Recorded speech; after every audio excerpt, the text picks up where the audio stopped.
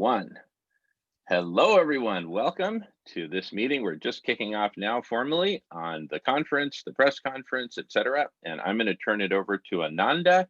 Today's meeting, the agreed upon focus is the systems that we're going to need to build and the structure, the framework for this whole thing. And Ananda, please kick it off, and happy to help lead as you need, but I want to give you the talking feather first. Welcome, Ananda. Welcome, everyone. Thank you, Jamin. I appreciate this time so much to be with all of y'all. I'm in Texas now, so I suppose I should say y'all. Little attempt at humor there. So I run a radio station called Future Now Radio. And the focus of that radio station is to interview all of the change makers going on. And it specifically blossomed from the interest of people in a resource-based economy. Once I started that radio station, I started interviewing people like Charles Eisenstein and Colin Turner and Travis Grant and Abu Bakr, or Bob, who's on the call now. We've got Gustavo on there. And so we started understanding the volume that is going on here with an interest for change makers. There's many more millions of change makers in the world than there are anybody in front of a camera in the media or in the politics or whoever looks like they're running the world.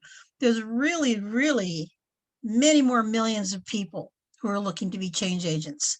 So my job at the Future Now Radio is to host interviews with people that are change makers. It came to my attention, and everyone who listens to the programs, that there's so many millions of groups organizing over change, but they're splintered. They're all off doing their own thing. So this started with what I call a BFO. That's a blinding flash of the obvious. BFO. It comes like a doinker. Boing, boom, I got it. So the idea is that Future Now Radio was going to unite all of the change makers around the whole resource-based economy arena, realizing, of course, that there's many, many, many more arenas out there looking for change. For example, Radish and the whole industry right here on this press conference. So we started thinking about what we need to do. The next step for us as a humanity is to unite all of the change makers for all of the reasons for change, and not only unite them as far as a way to connect and hear each other and touch, like what we're doing here on this meeting, but we thought of taking it to a bigger perspective of actually having a conference or a festival, a 4 or a 5 day long process, and have all the change makers who want to talk to the general public at large about what are they changing, what is their work, and what are they doing, what is their mission, what is their BFO. And so that idea of a world conference just caught on like wildfire, and within 1 week we had our first call about the possibilities of visualizing that. Now, the next big thing that we need to do, besides unite all of the fragmented change makers, is to help them understand that it's an and both.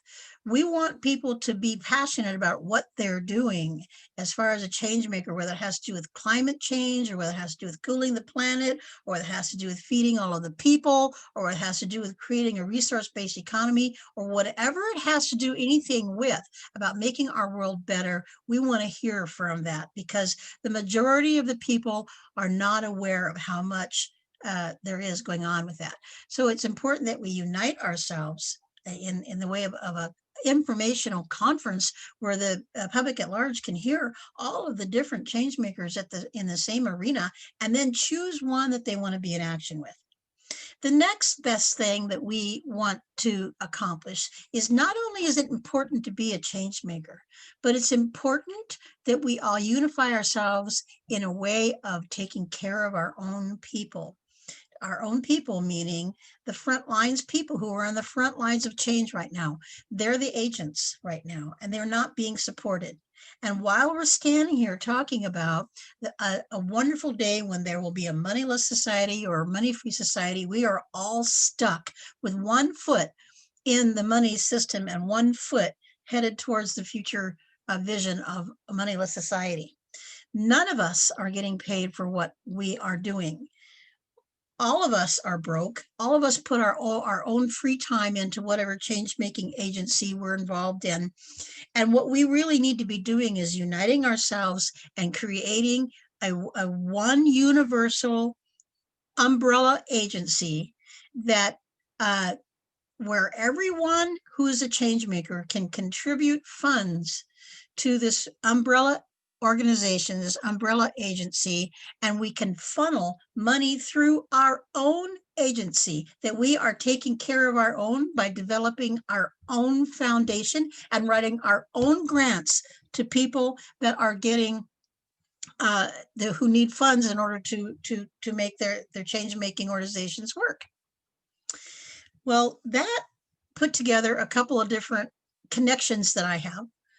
One, and they're both here, or maybe they're more than one is here, but one that's here is the umbrella organization called RBE United, which is a organization that Abu Bakr, some people call him Bob, and Gustavo and I, and a few other people are putting together to be an umbrella organization. We in the process of creating the footprint for developing an actual licensed nonprofit organization. Abu Bakr can explain all that part to you. Then we have the technical side that Gustavo has spent many hours in developing the Odoo website production, and myself, I do a lot of networking. So, and there's more people involved in the RBE United. But the interesting thing is, about the same time that we all decide that we should be united and have an umbrella organization, at the same time, it came clear to me that there already is one organization that wants to be the founding umbrella organization. And we need to create a way and have the resources to be able to collect funds from all the change makers so that we can have a foundation where we can write grants to our own people, to the people who are the front lines of humanity right now, to get them what they need. Like, for example, the Future Now Radio right now, they could just use a couple $100 to host their website, or that's where we are. Of course, there's other ways to do websites besides hosting it and all that. Don't want to get into that. Point is, Future Now Radio could use a little money for operations. Other people can use a little money for whatever it is they need, because we're still having to pay for things, to print things. We're still having to pay for, our Zoom conferences, or if you buy the membership, all of that has to come together. So my question is, why aren't we united, number one, as change makers? And number two, why aren't we funding ourselves? There's money in the world. We're not at the point yet of a moneyless or a money-free society or a resource-based economy. We're not there yet. And frankly, the bad news is we still need the old world money in order to build systems that have nothing to do with money. So we're stuck in that paradigm, and that's what we're doing. So then, so we talked about conferencing. And so then I came up with another network that I am involved in here with Jamin and the whole, press release group and the conversations, the conversation.cc. And, here's this group of people already in place. Like I'm saying, I have a radio station already in place. Whoa, we have an umbrella organization already in place. We have video conferencing already in place. Hello. It's like, so yeah, there's the answer to everything we're doing here. It's already here. And we would probably be absolutely astounded to find out what else is already here that we can connect with and unite with. And so that fire caught on, and this is our historic second meeting on this whole topic, and I just feel like lifting the lid up and just letting everybody just shine with going forward. And I can actually literally see a time when we all the change makers are united. All of the funds are being funneled right through one foundation where everyone who's a fundraiser or a change maker can get the funds they need to operate in order to make our world the world we all dream of. And that's what we're here for. Thank you for all your support, Jamin. Man, you are so much fun to watch. Okay. Well, Ananda, you are so much fun to listen to. I love you so much from the bottom of my heart. And I feel like you are the leader we have all been waiting for. I mean, in a way, I've tried to perform this leadership function, and I'm good at certain things, not so good at others, but you're just A+ all the way down the report card. And I really think it's time for the divine feminine to step in here and lead, rather than yet another white guy saying, oh, I'm the alpha male and I've got it all figured out. So Ananda for president. And well, that's funny, because I was a campaign manager for Steve Saylor last year. I don't know if many of you know them. Most people don't. It's too sad. The man doesn't have more attention, but he actually was a man and ran for president, and he was all about the money-free party and how the systems are all broken and how we need to recreate systems. And he says, if I'm elected president, the first thing I'm going to do is resign so that we can let the people redesign systems that work for us. So if I ever get to be president, I'm resigning right away and I'm giving it over to the people. But so thank you, Jamin, for your encouragement. You really do encourage me from a heart space, and it's people, listeners like you, that really do inspire me to speak with fervor and passion. And that's what we're all here for. Beautiful. Well, I say let everyone share. And Ananda, I really want to, in all seriousness, I want to support you as, our leader. And I know you, and that's partly because you want to create a leaderless thing, but we do need, so it's kind of like this yin yang balance between, is there a leader or not? But to the extent there is, let it be you, and please continue to guide us. And I know other people have their hands up, but I just wanted to just give you all the support I possibly can. Going on mute.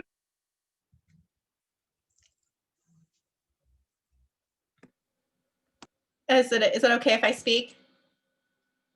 I just wanted to, I think we met on the other call, but I'm just really excited to be here. I've been working with Glow, Moss, and a few other beings on a similar project with a similar vision, and we've just been calling ourselves the Greater Collective as an umbrella organization. And I think,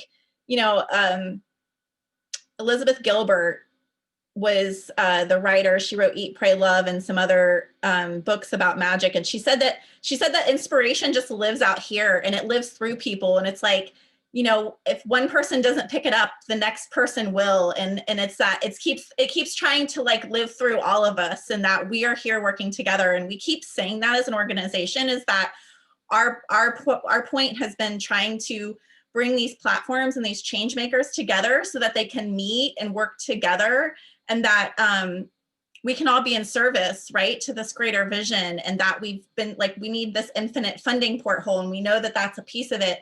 So I'm so excited to meet you, Ananda. We have some other amazing connections that we've made this last month as well.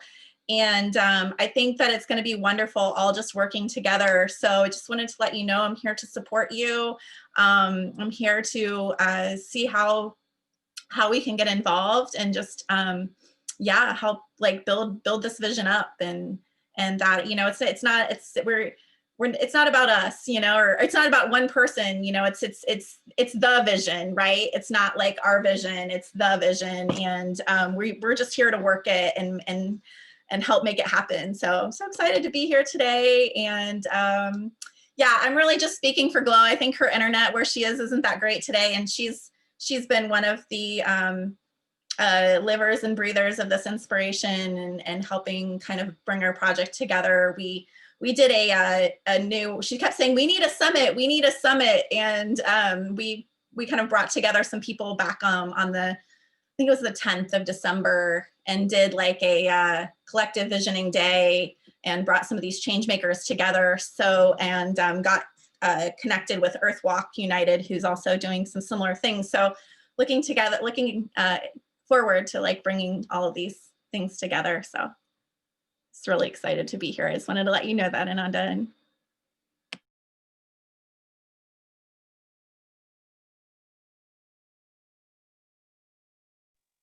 You're on mute, Ananda. You're on mute. Yeah, I'd like to respond to that. It's like there's a universal language going on. You know, I'm absolutely confident that things got invented in the world because somebody thought of it and it just materialized. And and right now, this is what's happening.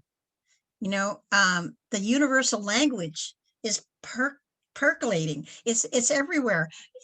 You know, the fact that we brought up the idea of a universal umbrella agency, and fact that there's already groups out there working on that, and the fact that it's becoming the wish of every single change maker to be a part of a summit, a worldwide organization that works, because in mass is the only way that the change is going to happen.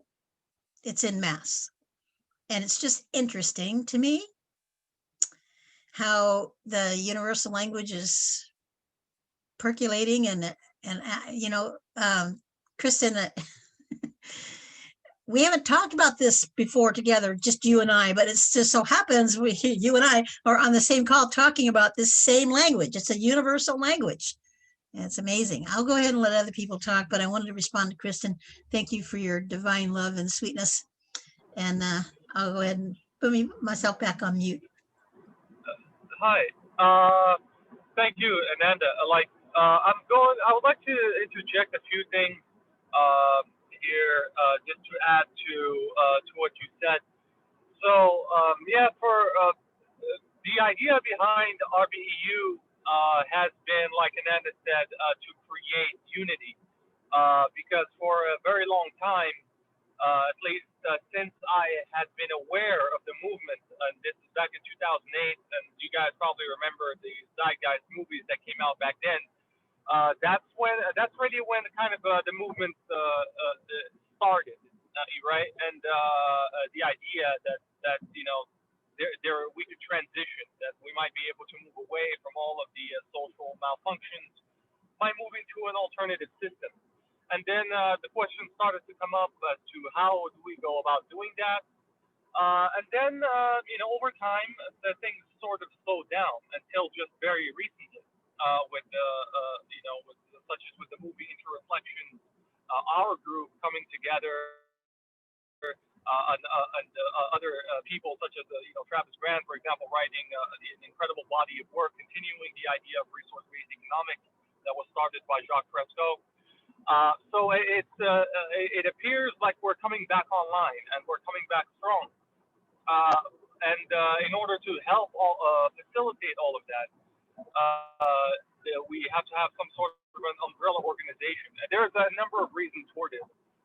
In my view, probably the biggest reason is fundraising, and that's because right now, like Ananda said, there are a lot of people all over the world, a lot of change makers that are operating independently. And one way of thinking about this, I like to use kind of video game analogies, is if you think of the community, of the resource-based economy community, as a giant army. And right now, our army is scattered. Our units are scattered all across the globe. So if in order for us to have any kind of power of leverage, we have to bring, you know, consolidate our forces, so to speak, bring everybody together, because that way we'll be able to develop organizational tools, organizational resources, and then also be able to move these resources around to where they're needed.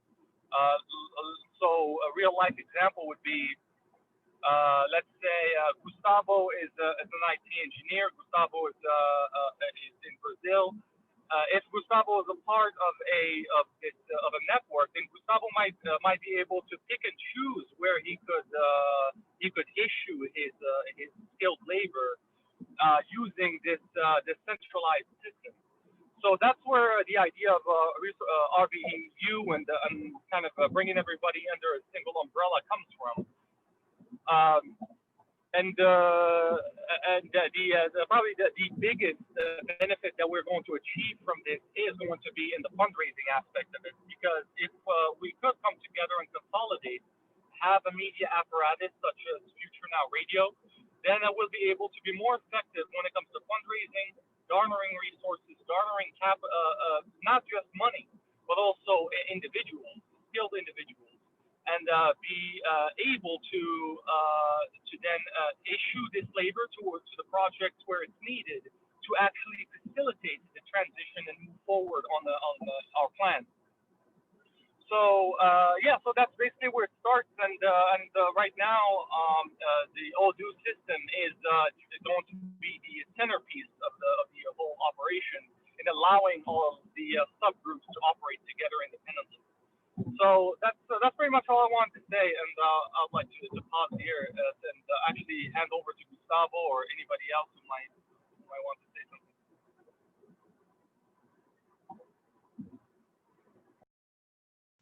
Oh, I'm fine. I'm just listening for now. If you have questions directly to me, just let me know.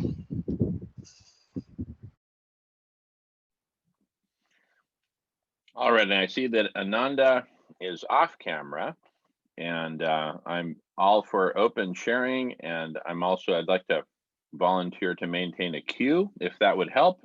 If you'd like, Ananda, or you can perform that function as you wish. Because at the moment, nobody has their hand raised, but I can foresee very soon everyone raising their hand at once and just having some sort of structure. So I'm pretty good at maintaining a queue and calling on folks. So I see Glow and Kristen have their hands up. And Ananda, would you like to perform that function, or would you like me or someone else to? You're on mute. Yeah, you can go ahead and monitor the discussion, but I do want to say I've been a meeting manager trainer for 150 years, and I look good for my age. But the point is, the reason why we're here is because we never leave a meeting without an understanding of what we're doing next.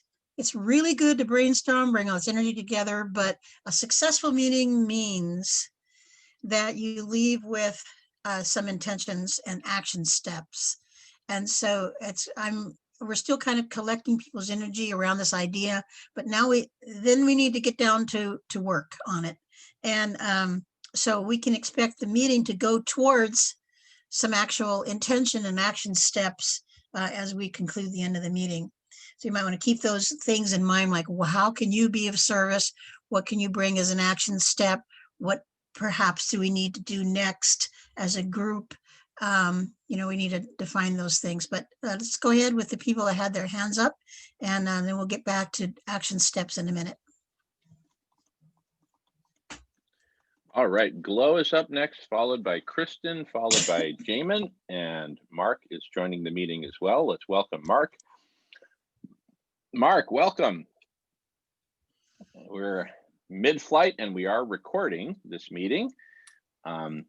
Feel free to say hello, and then we've got 3 people in the queue, but go ahead and say hello, Mark. Good to see you. And are you okay with recording? Please give me a thumbs up if you're good with recording. Thumbs down if you're not, and we can always pause. Yes, Mark, say hello. No problem whatsoever, Jim, and great to be back to the conversation. Great to have you back, I miss Mark. Radish on Friday. All right, busy schedule. Everything's moving quickly, isn't it?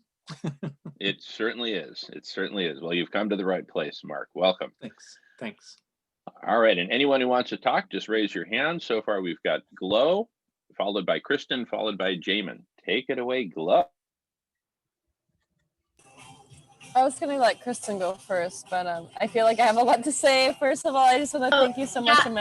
Oh, Well, go that's ahead. Go why- ahead, Kristen. Let me just say really quick, that's why I was going to say let you go first, because I honestly, no one else at that point had raised their hands, and I was just going to kind of like direct the conversation with like what Ananda had said about like, okay, like what's the next step in, you know, just trying to understand what they had already put in place. So I'm sure whatever you have to say is perfect. I'll just step back from the conversation and kind of remove myself from the questions list, because I'm sure you'll say everything that I was going to anyway. So it's all perfect. No, I think I would be here for too long if I was going to say everything, but thank you, Kristen. You're amazing. Yeah, Ananda, I just want to thank you so much for opening this space and for everything that you're doing and sharing, and really like Kristen said, it's like creating this vision, this new Earth vision, and everyone's receiving this energy and being able to co-create in the space. I wanted to bring up the Fruition Collective when the time is right, but we have been kind of working on this concept of infinite funding of this portal for a while now, and so when I have like a couple minutes, I'd love to share my screen a little bit, but I'll wait a little bit to see. I don't know what the plan is in terms of what you have planned for this meeting, but I have a lot of questions about their application, about the RBE application, RBE United application, and yeah, I also am curious to know your ideas on the, you know, just that tipping point, and also if you have heard of Seeds, Ananda, and also RBE, if you guys are connected to the Seeds network, and what your thoughts are on that as well, because they're amazing in the sense of their community based. There's no owner, there's no founder. Reiki's the founder, but it's all community based. So you can apply to create a campaign, apply for a grant proposal, and so I think the system that they have is already so beautiful and magical with the passport and the wallet in the app, and yeah, being able to really navigate that is something that we're really looking into now for projects. And then also Giveth. I mean, it would be easier just to share my screen, but Giveth is backed by a currency, but also like by a crypto, but it's also the purpose is really to show transparency with all these projects. It's a crowdfunding platform, but to have milestones so that say, hey, this is what we're doing, and once we reach this milestone, then the funds are given out to them. So yeah, I'm curious to know what your thoughts are on that. And yeah, so grateful for all of you to be here, and excited to create the next action steps.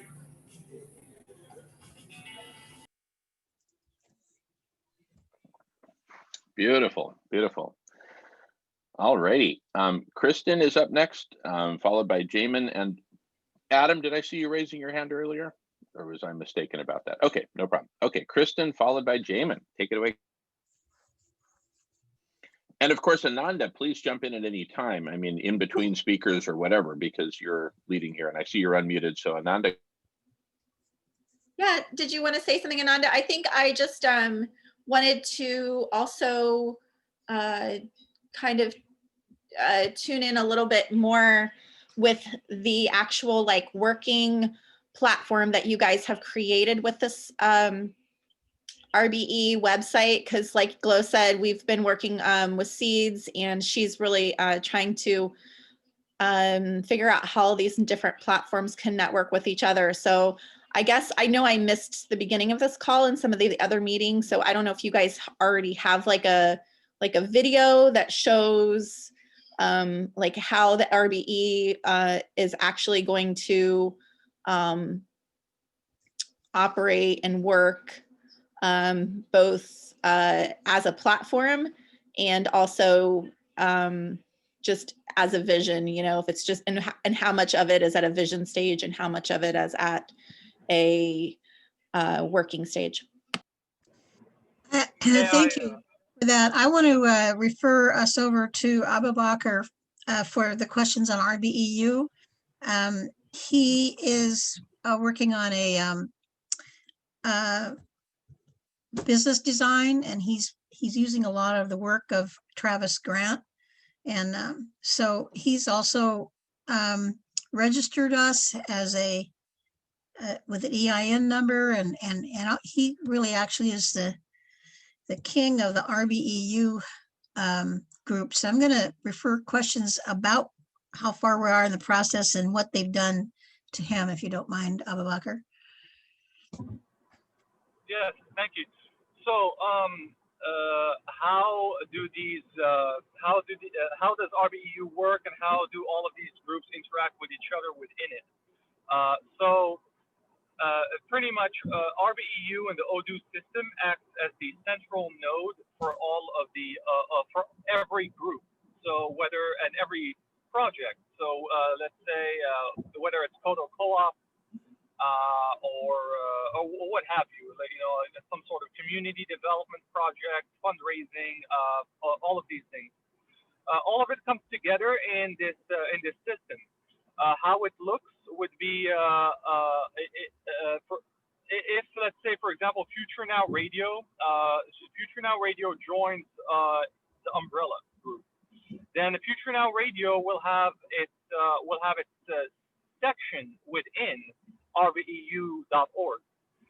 Once it has a section within the website, then we would, and it's part of the group, then it becomes easier for us to allocate resources to Future Now Radio, whether that means allocating money, running fundraising campaigns, or allocating human capital. For example, sound engineers and things like that, who are part of the overall RBE movement and are registered on RBEU. They can then, if they so choose, allocate themselves into one of the projects that is being directed by Future Now Radio. So in essence, RBEU acts as a forum, as a large forum where projects can be carried out, where fundraising can be conducted, and where people can also come together to make decisions on how to move next. As a movement, we can make decisions using RBEU as to what we ought to do next. As part of that, there are several voting methods. We are also implementing the sociocratic system, and Ananda can go into that in greater detail, into our decision-making structure. I would like right now, unfortunately, I'm driving, but later I would like to explain in greater detail how the decision-making structure works, how decisions are arrived at. Yes, generally speaking, RBEU acts as the umbrella group that consolidates all of these other sub-projects and finances them and allocates resources to them. I hope that answers the question.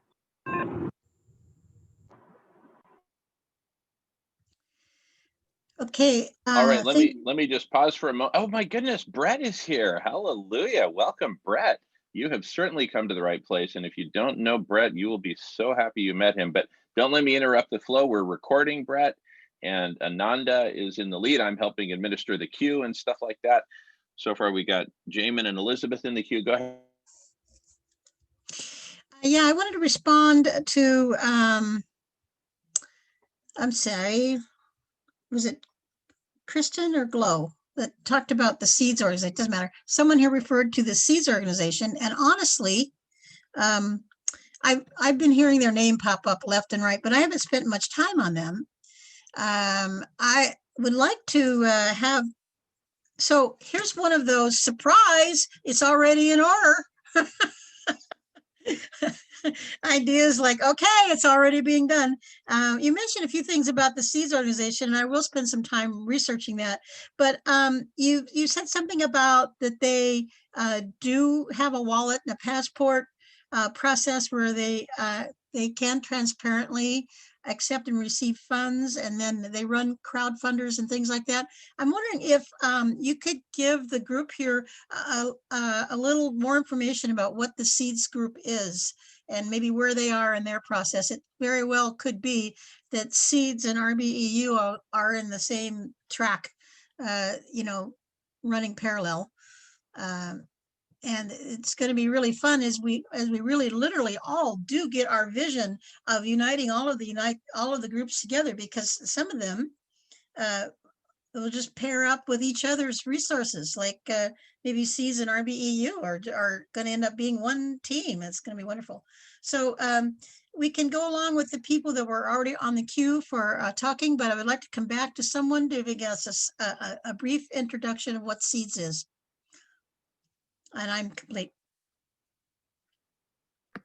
Yeah, if I All can right. just Yeah, go do ahead. I answer that for you? I know Glow has a lot to say. She's been way more into the platform, but I just sent in the chat, and I don't know if you saw it. I'm working on connecting one of our other members of the Greater Collective in with this call. But when we did our New Earth Summit back in December that I mentioned, we had one of the founders there. They don't call themselves founders because they want it to be very decentralized. But he did a walkthrough of the website at the end of our at the end of the meeting, at the end of the summit, and this was off of live, but I believe that we still have it recorded. So it's very helpful to actually, like, you can see as he goes through each screen, like what the website looks like how things operate, and that was very helpful for me to actually anchor in, because it is such this like new thing. So I can see if Vishal can hop on here, but it would probably actually just be really helpful to get Andy's recording, and maybe we could do that. I can send that out in between here and the next meeting, possibly, or I'm going to message him and see if he can hop on the call. How long are we going to be here today, Jamin? I know these things can go for a while, but, or how long is Ananda going to be here? Will probably be more important. Yeah, about 5 more hours, and that's by design. This is a very long form meeting, and you know, we will take bio breaks and stuff, and of course some people need to go to sleep or have other stuff they need to do, but precisely because there is so much to uncover here and everyone really needs to share, that's a very important part of the process. So I'll be here for at least the next 5 hours, and very happily so. So with that, back to you, Ananda. We're going to keep touching base with Ananda. She's leading us today, and I encourage everyone who wants to talk just to jump in the queue. I'll maintain the queue, and so far we've got no, but it sounds like Glow may need to have a follow-up comment. Go ahead, Glow, and then we'll get back on the. May I share my screen for a moment? Oh yeah, here. Let me make you. I just want to show really quickly show the Discord of Seeds. Yeah, go ahead. Go let's see ahead. if it works. You can do it now. Okay, so Ananda, this is the Seeds network. Well, I'm gonna try and open it. My internet isn't working very well, but this is the Seeds Discord. So right now they're using Discord for their connections, and so on the side you have all the different campaigns and everything, and then I'm sure that Brett could probably explain better, but this is their homepage. And so it's to heal. It's a financial system to heal and regenerate the planet, and you can apply for grants and do all like various things. So this is their whole system. They have a lot already set up. It's pretty cool, and they're really open. As I said, like there's really any founder. You can vote or create your own proposal for a grant. And then in terms of like the transparency, that's a different system. That's what Giveth is doing. So Giveth, this is beta.giveth.io, and they are backed on a currency. And so basically once you create a campaign, then they give you your currency based on a crypto. They use the DAI or ETH. And then once you hit your milestone, then you receive the funds. But their goal is to kind of be a hub for these projects. And yeah, let me see if I can open where's the Discord? can you see? Okay, here, yeah. So here's the Discord. We're wanting to start a new grant proposal with seeds. The only thing I don't know, maybe Brett knows. I mean, there is a limit on how much you can ask for. So I kind of think it's limited in the fact of like to create infinite funding or to create that pool. Seeds only does like smaller grant proposals. That's what I think. I'm not sure. But this is a little bit about seeds. So it's pretty amazing because they already have everything. Their white label, everything is already designed amazingly. The design, how it looks. I'm just gonna see if I can log on here to my passport, because it's really cool because you start as a visitor and then you become a resident and then a citizen. So people have to vouch for you, and it's invite only, so that we know that it's not a bot, or we know that it's not like some random person that's trying to like hack us or whatever. So it's nice in that sense. And then like, I don't know if you can see, this is what the app looks like. So it's invite only, so I can send you seeds, and then that way you can start your own wallets. And then also in the others, in the co-op, you can then create, it's going to load, but it's going to show the different proposals. So you can see like different proposals. I think it's mirrored, but yeah, so you can create a proposal, game of seeds, player rewards, the fountain. Yeah, it's pretty cool in terms of that.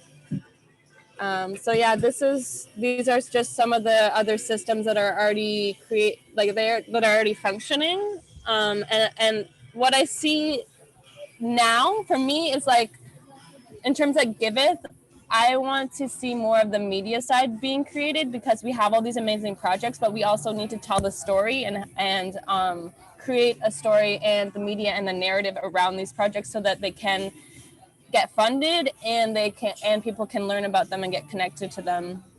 And then this is the only one platform that I really think is so beautiful. I would love to see what we're doing like on this platform of the various projects.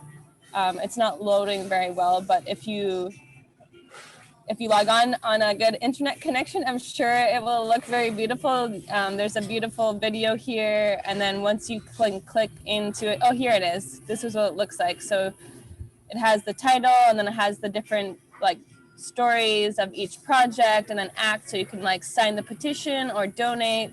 So it would be amazing to see these things linked together with the RBE and what Seeds is doing and what Giveth is doing. Just because like this, I love this design. It comes down to design when we want to share something beautiful and magical. It's so much more fun to be in the technology space when it looks so beautiful, you know? So I'm gonna stop there.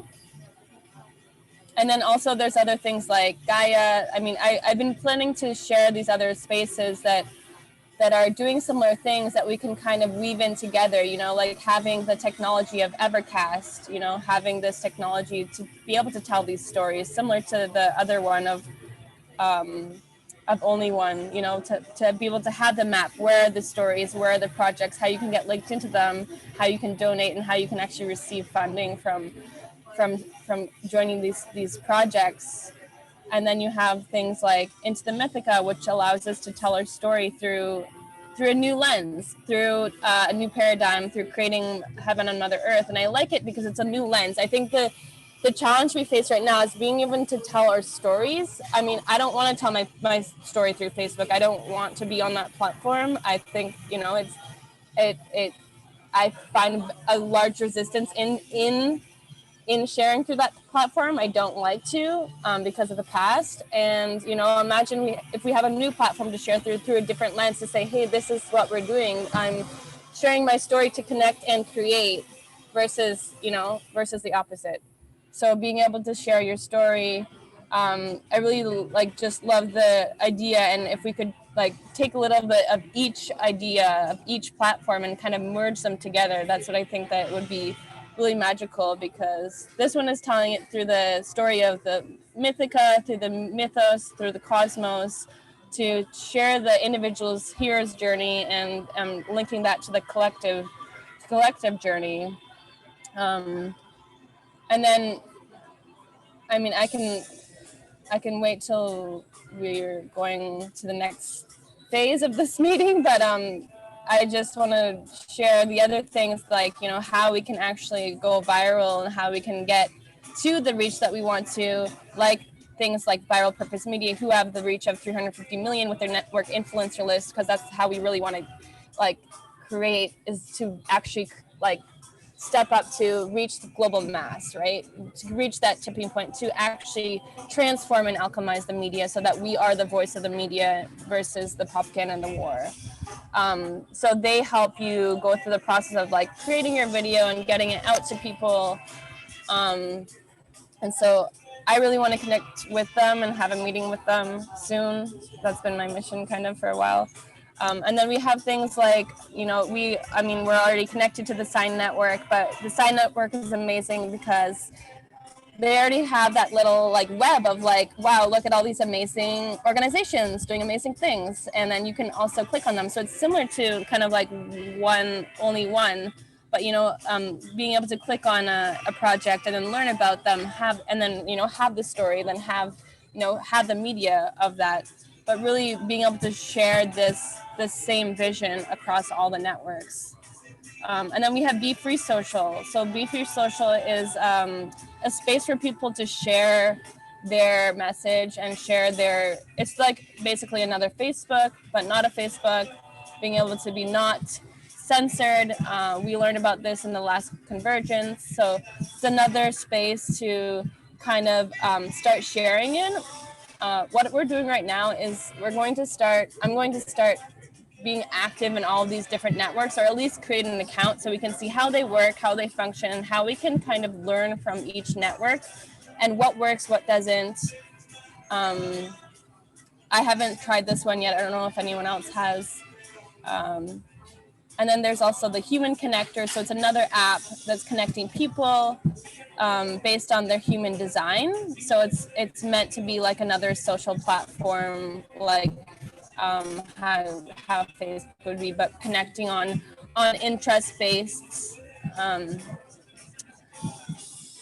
Only one. And then there's a few things like Milky Wire, which is another platform that helps projects get funded. I'm pretty sure no donation is too small. Every action counts.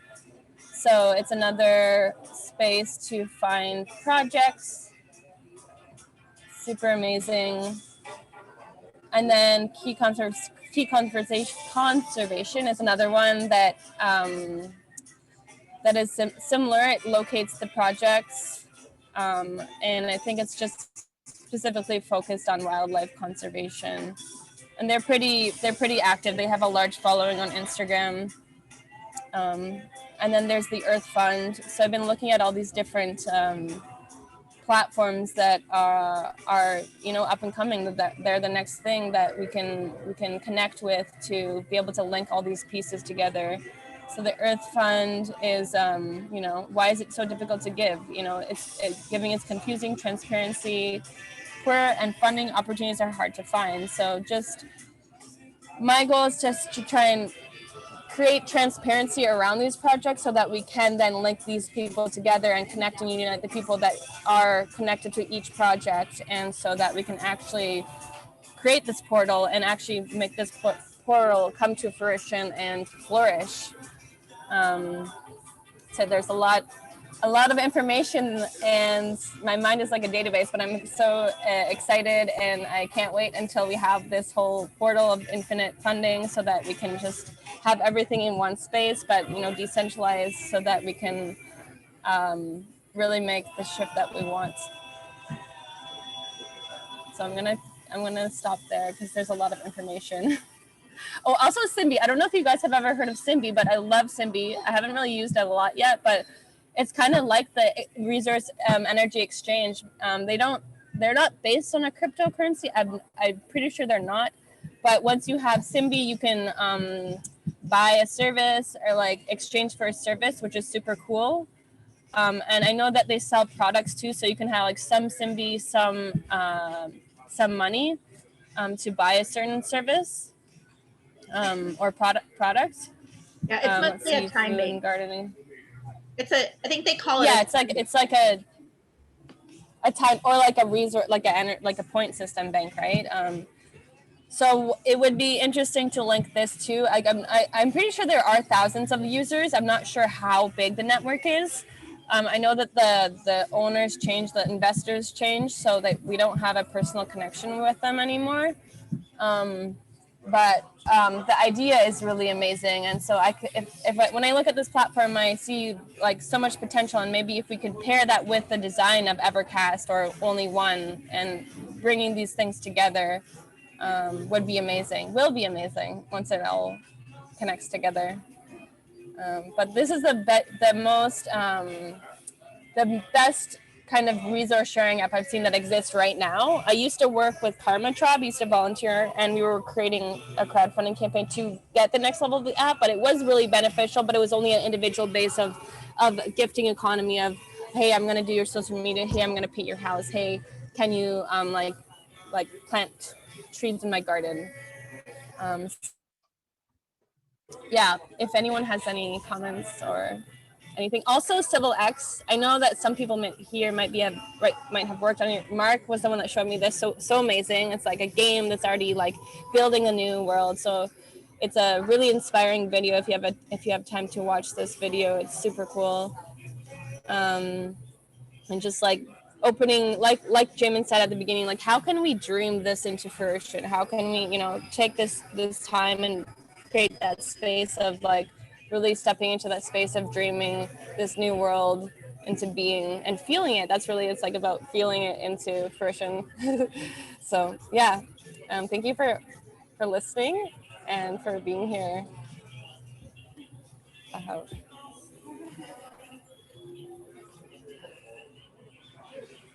Beautiful. Thank you, Glow. And Wow. are you going to stop sharing? Oh, yeah. Okay, great. Thank you. All right. Ananda, back to So, you. And then we've got a yeah, couple back to people in the me. queue. We are so blessed because,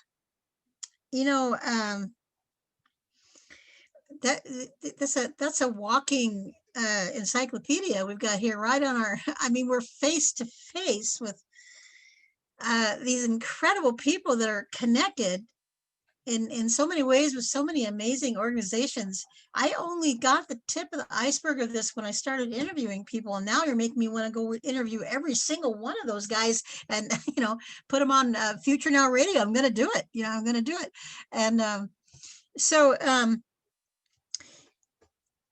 it's I keep saying there's a universal language happening here, and I'm confident that the reason why technology has gotten as far as it has in such a short amount of time is because somebody thought it up and it became a reality. And this is what is happening now. Everybody here is speaking the same language, and energetically, I'm just resonating with so much excitement and energy that I didn't know a lot of these were here. And I'd like to see an action step be some way to unite them all. And not only just them, but there's a wonderful website called the Pulse, RBE Pulse, and it's put together by a man from the UK. His name is David Winter, and he has a list of all of the change-making organizations that he knew of, and it kept growing and growing and growing. And so there's just an incredible amount of resources out there. And what I have to say is what we're doing with all of these brilliant genius resources, what we're doing with them is the same thing that we're doing with our humanity. We're separating ourselves, we're dividing ourselves, we're not creating unity. And I'm wondering, what would it take for all of these groups to be unified? Some of them have some of the same processes they use. Would they be willing to put everything in the middle of the table and say, this is all us. It's no longer just our idea or my idea or how we found this. I just would like to see it come to really, truly a one world citizen. That's going to be, you know, a job. I don't know how that's going to happen, but I have a bit of faith that it will. Look at all of these connections here. Thank you, Chloe. Oh my God. Did you just come straight out of heaven, or did you take any kind of detour whatsoever? I really have to know that, because you're such an amazing angel of effects here. So, gosh. Whew. The risk that we take is Thank getting you. overwhelmed. I am on a mission to connect and unite these. Pardon me? Yeah, we've been building a database for a couple years now. We've been building a database for a couple years, and they keep flowing. Like every week, it's like another app. I'm like, oh my goodness, it's amazing. But I'm like, I really want to share these stories and get them out and actually build this app. And you know, I feel like being more open and being into like open to a voting system, or you know, open to co-creating this vision together with these organizations to say, hey, it's not you, it's not me, it's like everyone together. And to kind of have it being co-created in the moment, on the now, on the time now, to like let go of the ego, let go of the past, and just maybe, you know, open the system to be open, and to ask people what they want, ask people how they want to see, how they want to make this happen. And so that we can kind of co-create it together in time, in real time, as we speak. And that way we can bring all of our pieces together, all of the puzzles together, and be open to a new name. And maybe, you know, maybe it's something new that we haven't yet created yet. And maybe we can be open to that, you know, because I find that there's a lot of challenges and people saying, hey, this is my app. Hey, this is my idea. Hey, this is my project. God. But it's like, you know, it's from the earth. The earth wants us to co-create together. And that's the biggest, like us, like letting go of our minds, or like letting go of the mind space and get into the heart space and say, hey, like, let's do this together. It's like what we need. You know, and actually it gets back to what I talked about in the very beginning. It's an and both.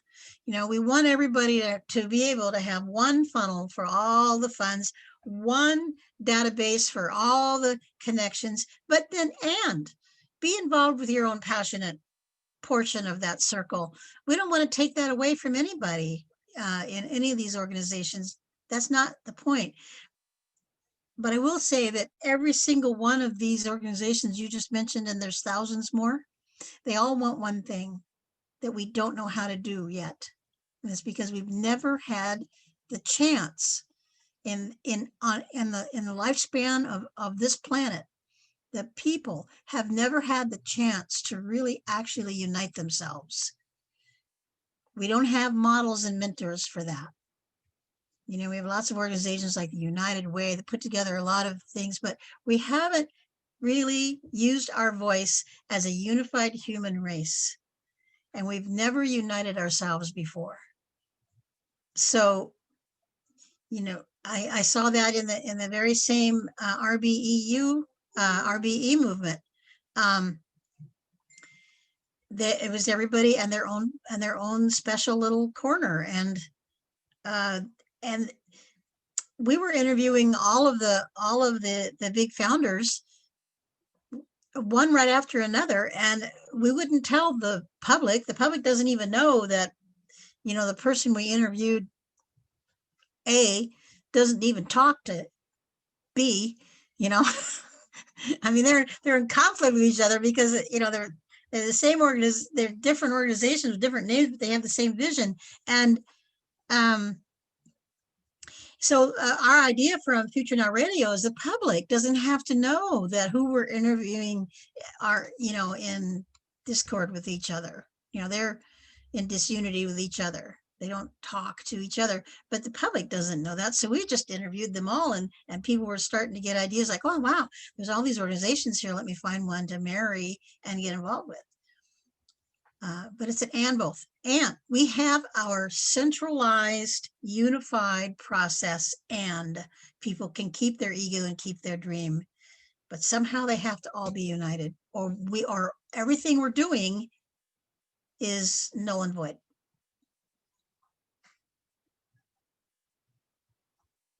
So I'm complete with that. Who's next, Jamin? All right, next up in the queue, we've got Jamin, followed by Elizabeth, followed by Kristen. And for those of you who are new to the process, we do have a queue, and Ananda trumps the queue. So basically, after someone has spoken, by default, Ananda gets to speak if she wishes, and even direct traffic from there. So in a way, we kind of have two parallel threads. So I'm responsible for the queue. So when Ananda says, Jamin, who's next in the queue, then I call up who's next in the queue. All right, so next in the queue, Jamin, followed by Elizabeth, followed by Kristen. What I'd like to contribute at this point, and one thing I want to contribute is I want to volunteer Brett for the queue if Brett's good with that. But anyway, we're hearing a lot of different examples of different kinds of entities. So I'm kind of making a list here as I listen. We're seeing examples of apps, of whole platforms, of networks, of hubs, ideas for a fund, ideas for an umbrella organization that all of the other organizations can fall under. And what originally brought us together on Friday was the idea of a conference. I think it's a brilliant idea, Ananda, put together a conference for all of these different entities of all these different flavors, not to mention the myriad millions of projects that are happening around all the world that aren't trying to be an app, a platform, a network, a fund, a hub, an umbrella, but hey, I'm just trying to plant trees here. We're just trying to cool the planet with SRM, or we're trying to feed everyone. So it's almost like we've got millions of cats, shall we say, all over the place trying to do good work. And then we have perhaps thousands or tens of thousands of herders who are trying to herd the cats and saying, oh my goodness, there's so many cats with so much energy. If only we could herd these cats and get them to pull some giant dog sled or something like that. Wouldn't it be amazing, right? So millions of cats, tens of thousands of herders. And, where do we fit within all that? And Ananda, I think your original blinding flash of the obvious is still true, that a conference is really the way to go. Now, we started kicking around some ideas last Friday as to what form that conference could take. And I am very passionate about an ongoing conference rather than like, hey, let's all get together for 5 days and we'll figure it out. There have been hundreds of such attempts over the last year with COVID, with everyone on Zoom. Oh, this is perfect, great, let's all get together and figure it out. Hundreds, if not thousands of such attempts, multi-day conferences. And I've participated in a bunch of those, even organized a couple. And, people get kind of burnt out because it is so crazy big. And yes, we hear from everyone who's there, but at the end, you almost walk out more confused than you walked in.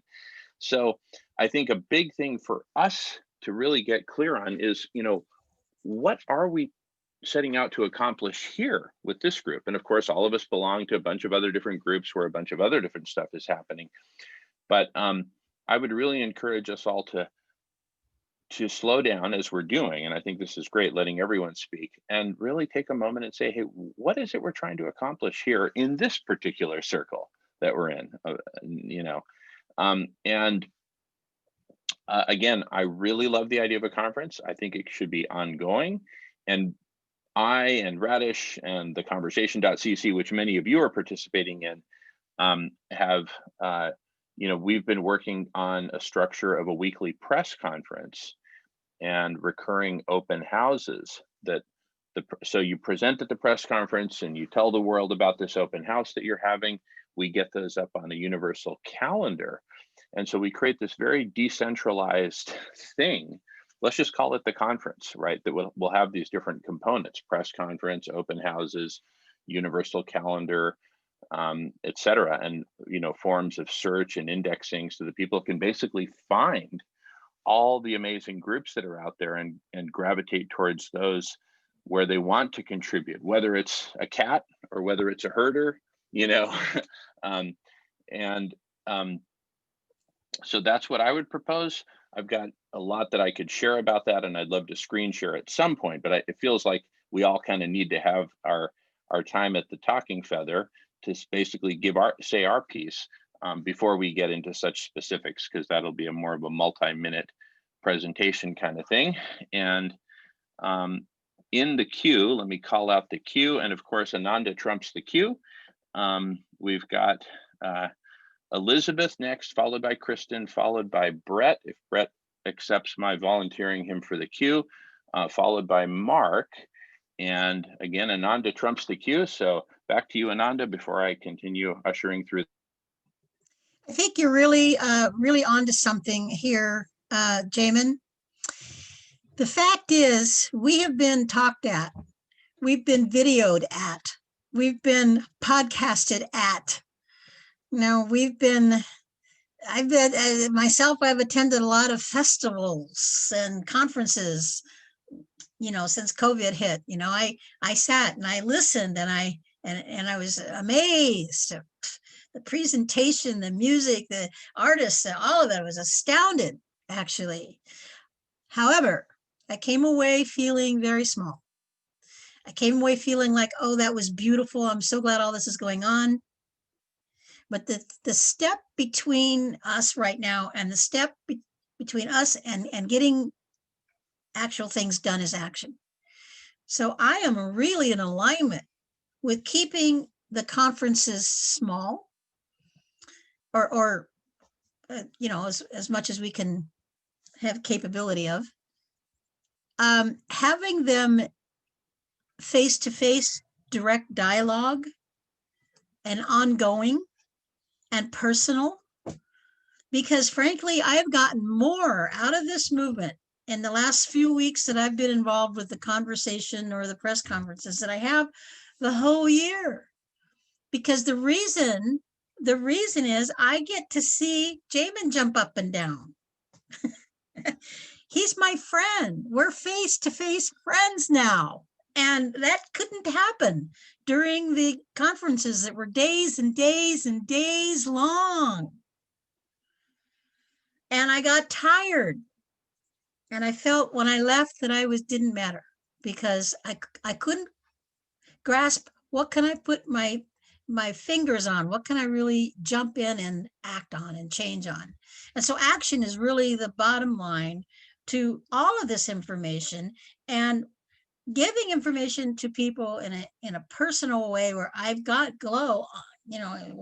I'm friends now with this walking database, and she's my friend now. I see her, we laugh together, So there's something absolutely miraculous about the fact that COVID hit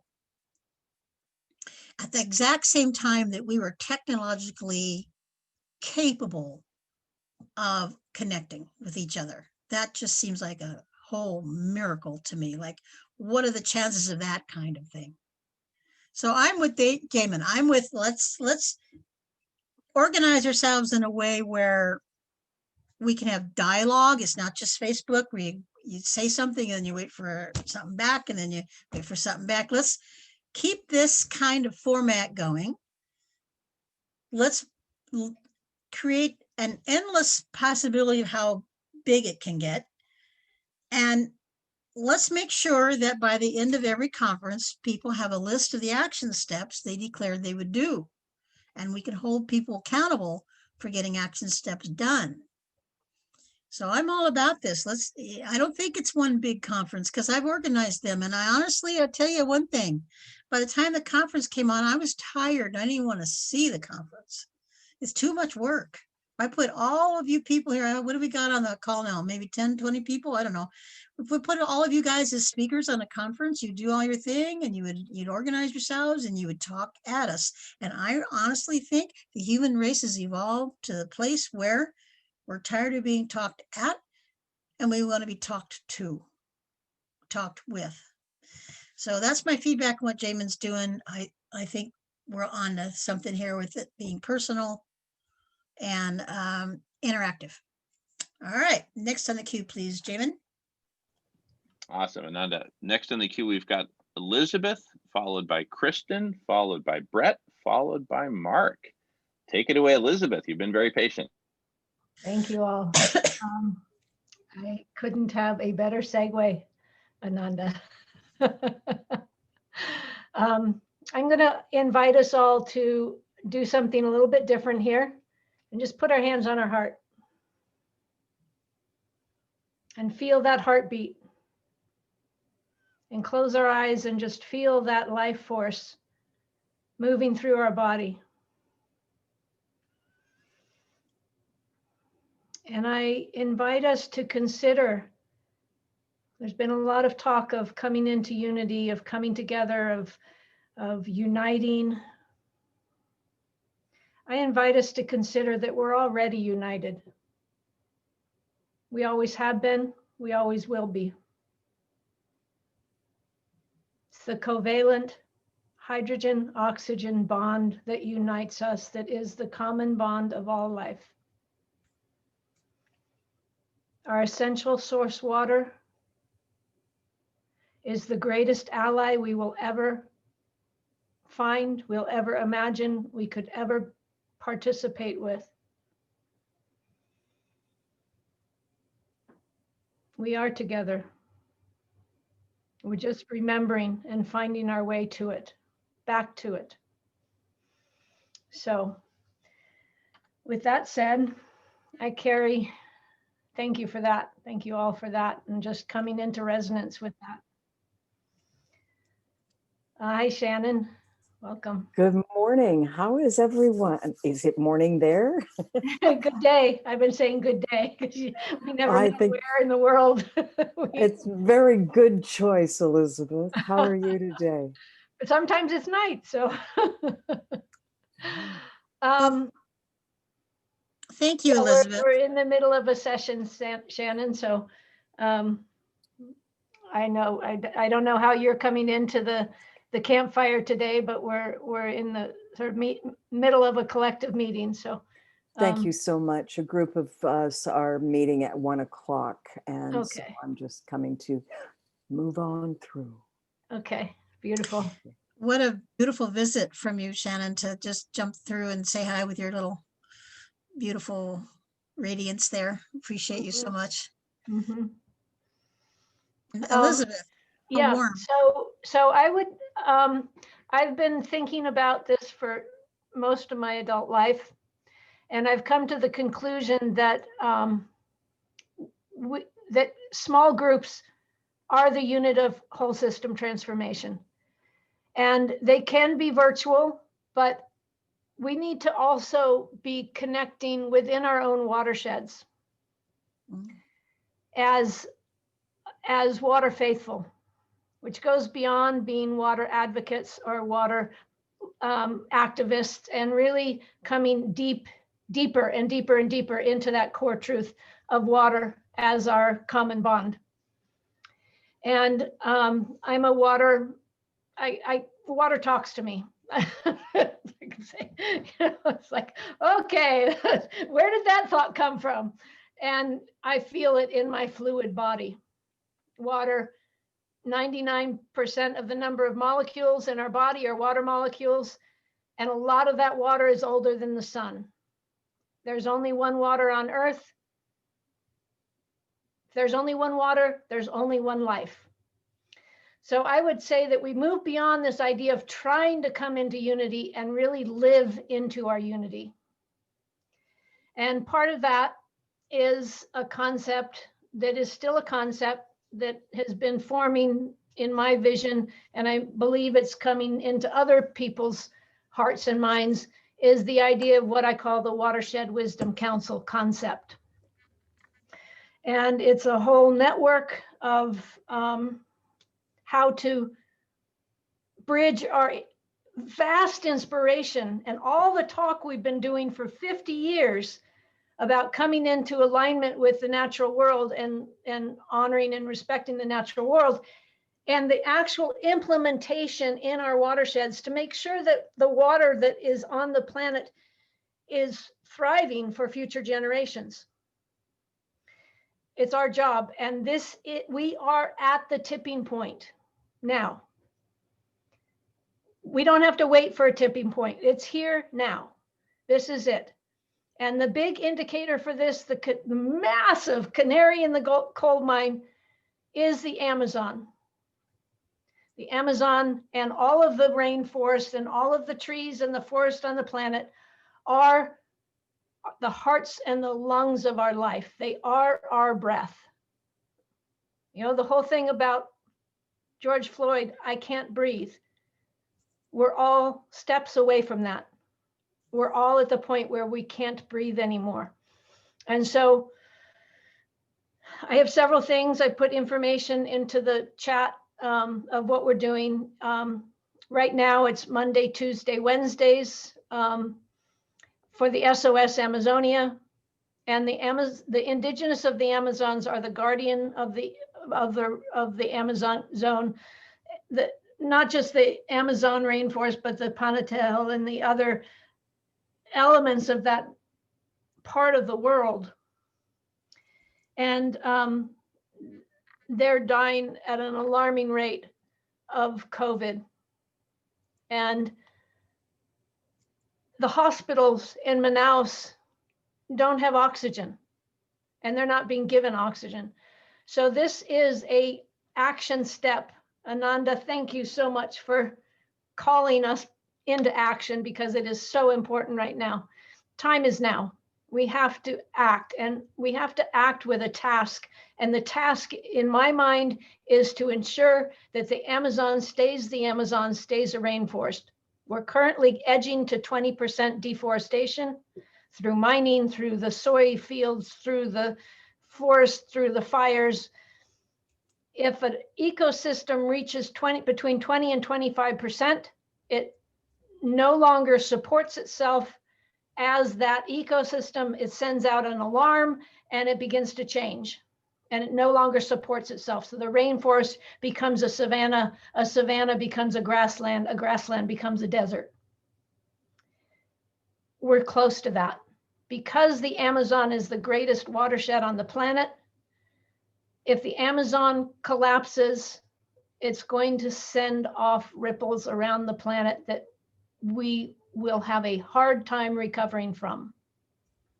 And this is a clarion call. All of this other technological advancements and connection, none of that will matter if we don't come into right relationship with our water.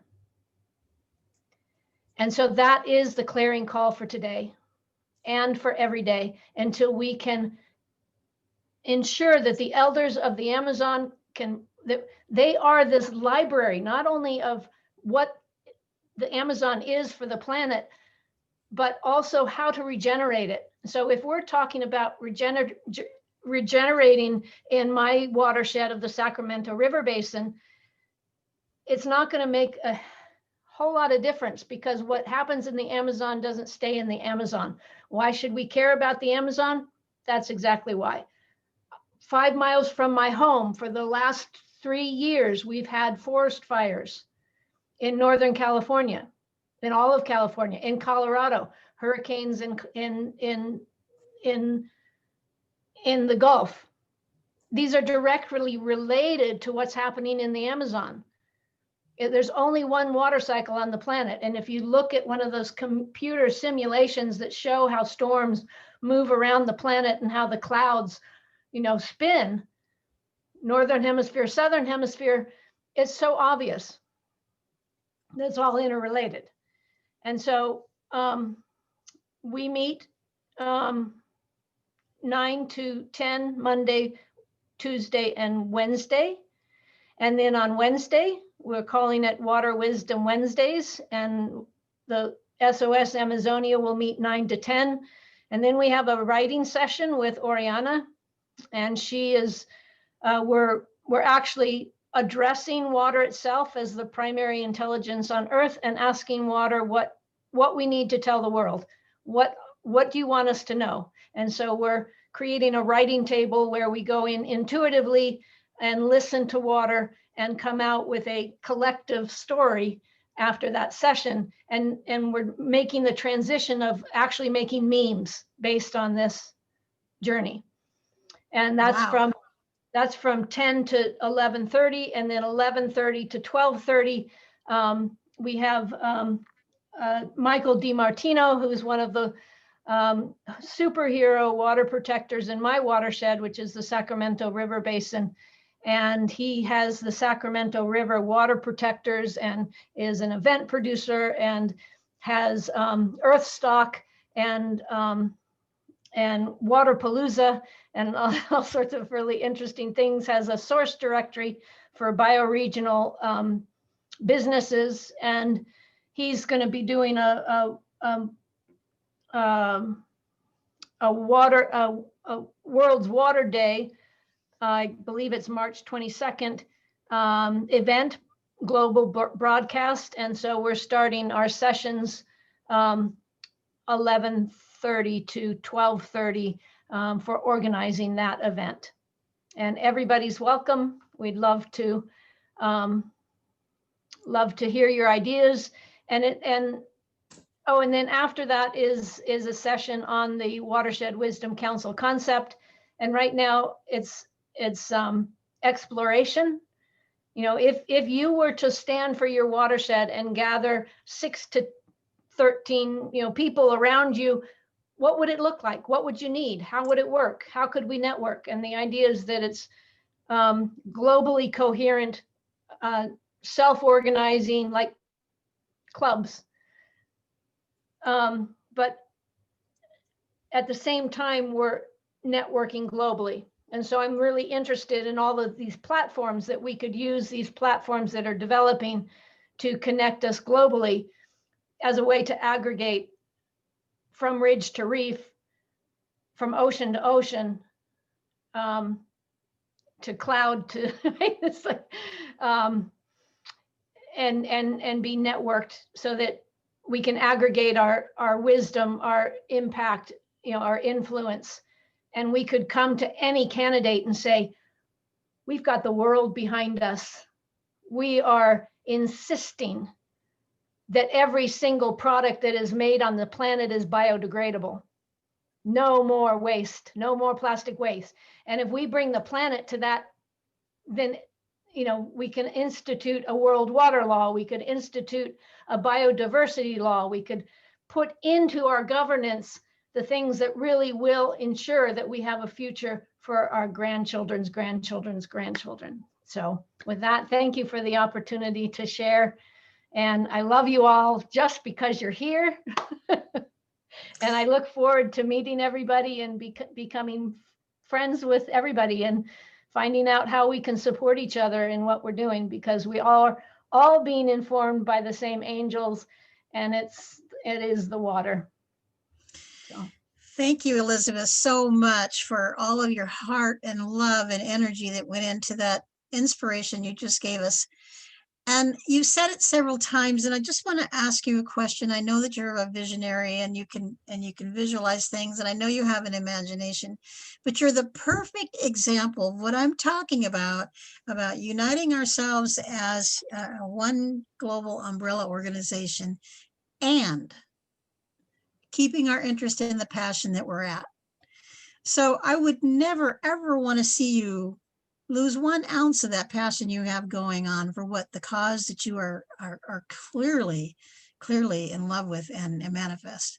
So let me just ask you a question. If you could imagine for a minute that we did indeed create one umbrella organization, one database source, one connection where anybody who went into that could find your group. You need to go for a second.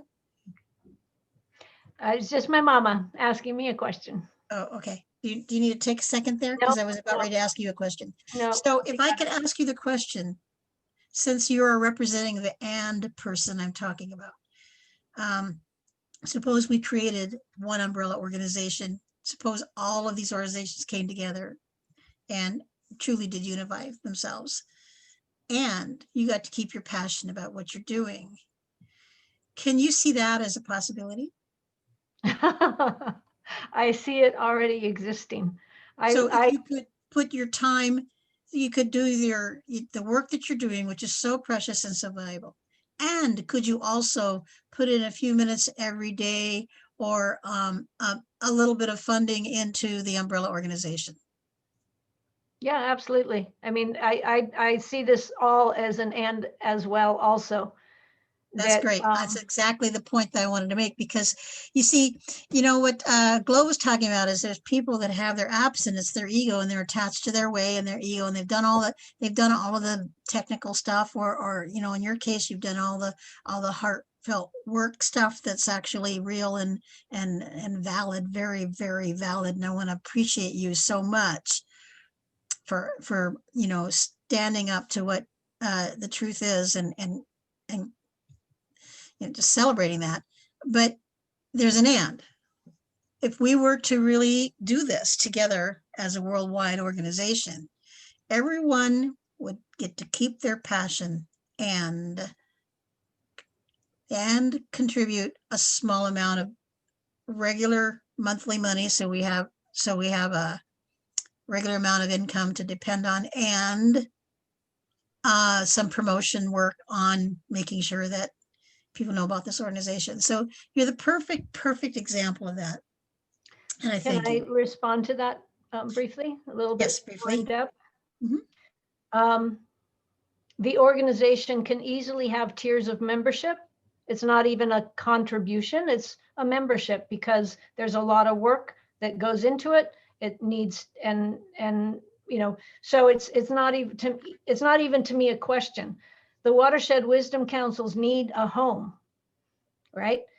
So to be able to be, I will be in many organizations. I mean, whether it's just this one, I don't know that it's just one, because that's really not the way nature works.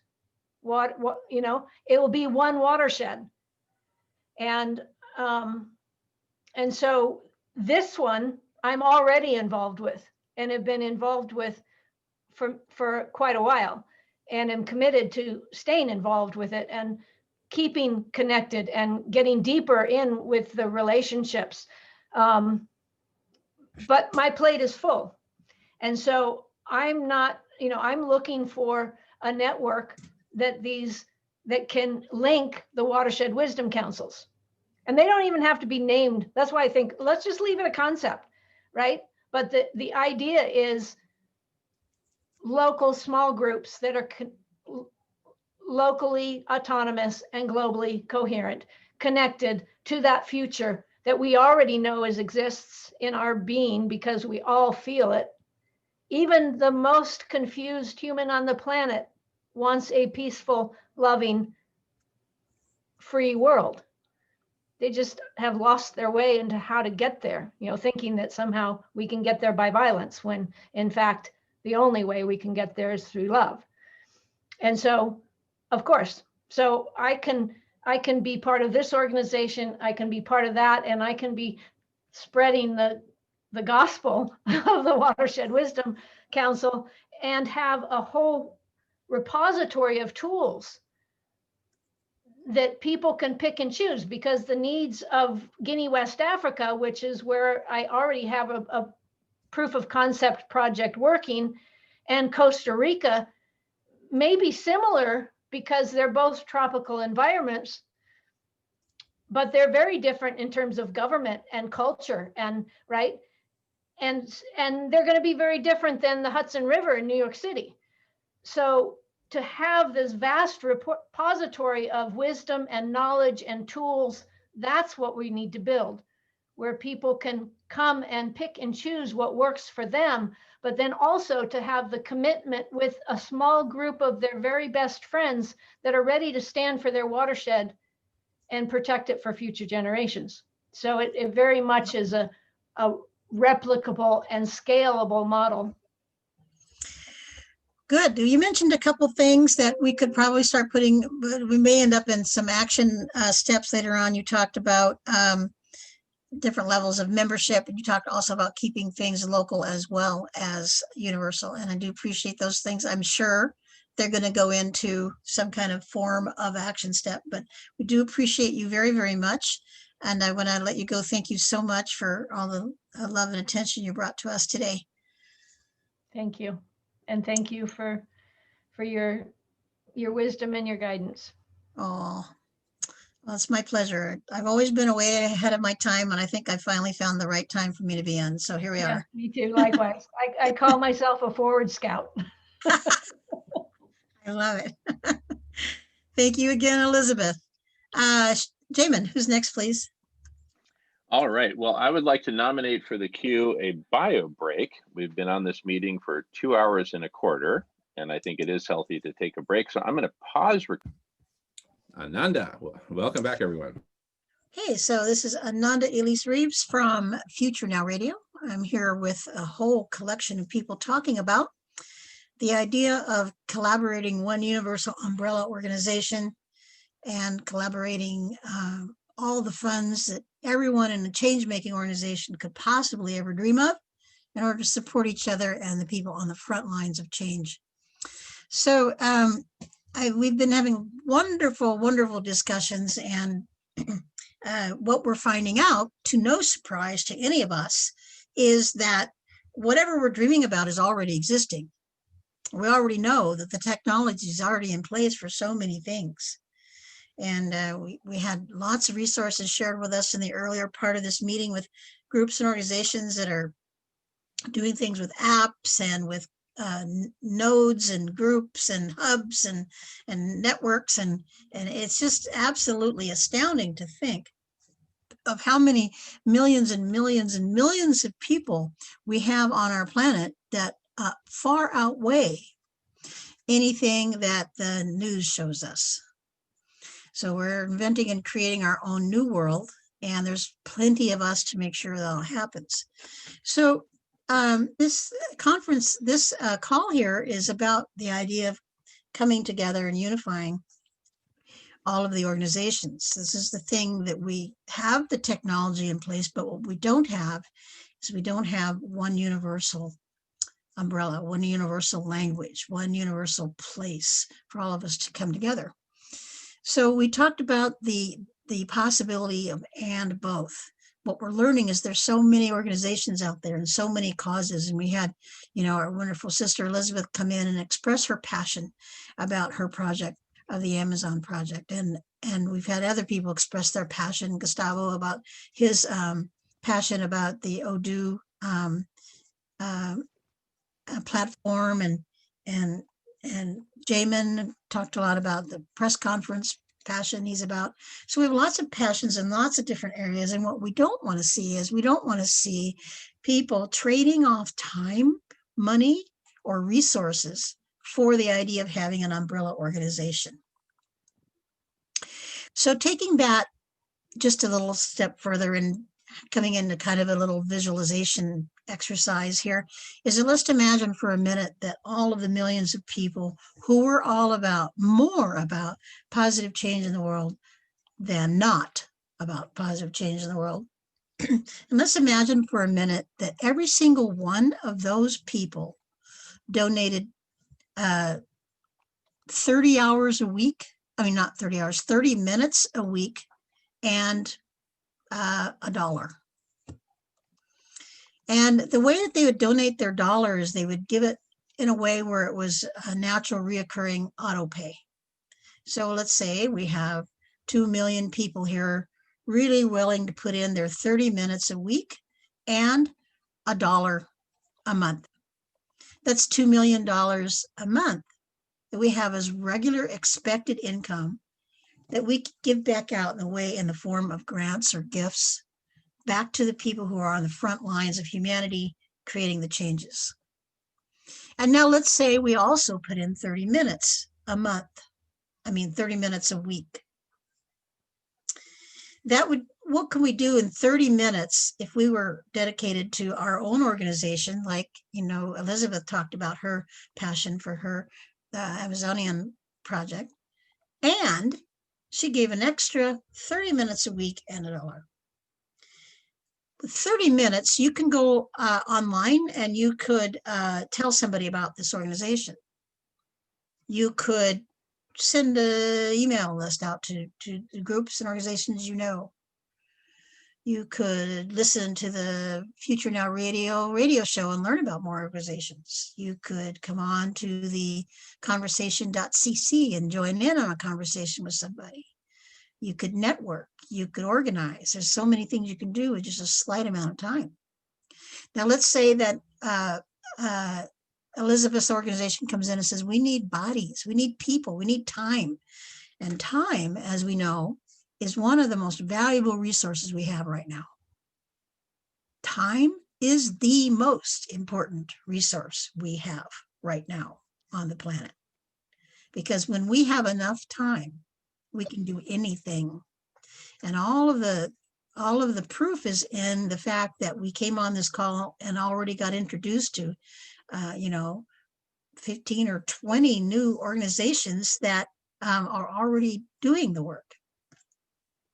So if we had the resource of time and the resource of people and the resource of money, everybody contributing into one funnel, that would mean we would have our own wealth of people, time, technology, and money. And we would not need any of the world's money from corporations or we don't need to be programmed anymore. We don't need the media anymore. We've all got it here ourselves. So that's the whole point of this conference here. And we're here talking about it. We're getting a lot of good ideas, but soon we're going to come to the part program. We're going to talk about how can we? And this is not how we can't, but this is how we can. We're going to step into some action steps. So on that being said, who's next on the queue there, Damon? Next in the queue, we've got Kristen, followed by Mark, followed by Gustavo, all of whom have been very patient. Thank you for your patience, everyone. If you want to get in the queue, just raise your hand or type into the chat, add me to the queue. And if someone's trying to get into the queue and I haven't called out your name, now is the perfect time to do so at these breaks between people. And next up is Kristen. And we are recording. Welcome, JJ. If anyone ever wants to pause recording, just do this. Take it away, Kristen. Thank you, Jamin. Thank you, Ananda. You mentioned just now and during the break about the need for the collaboration.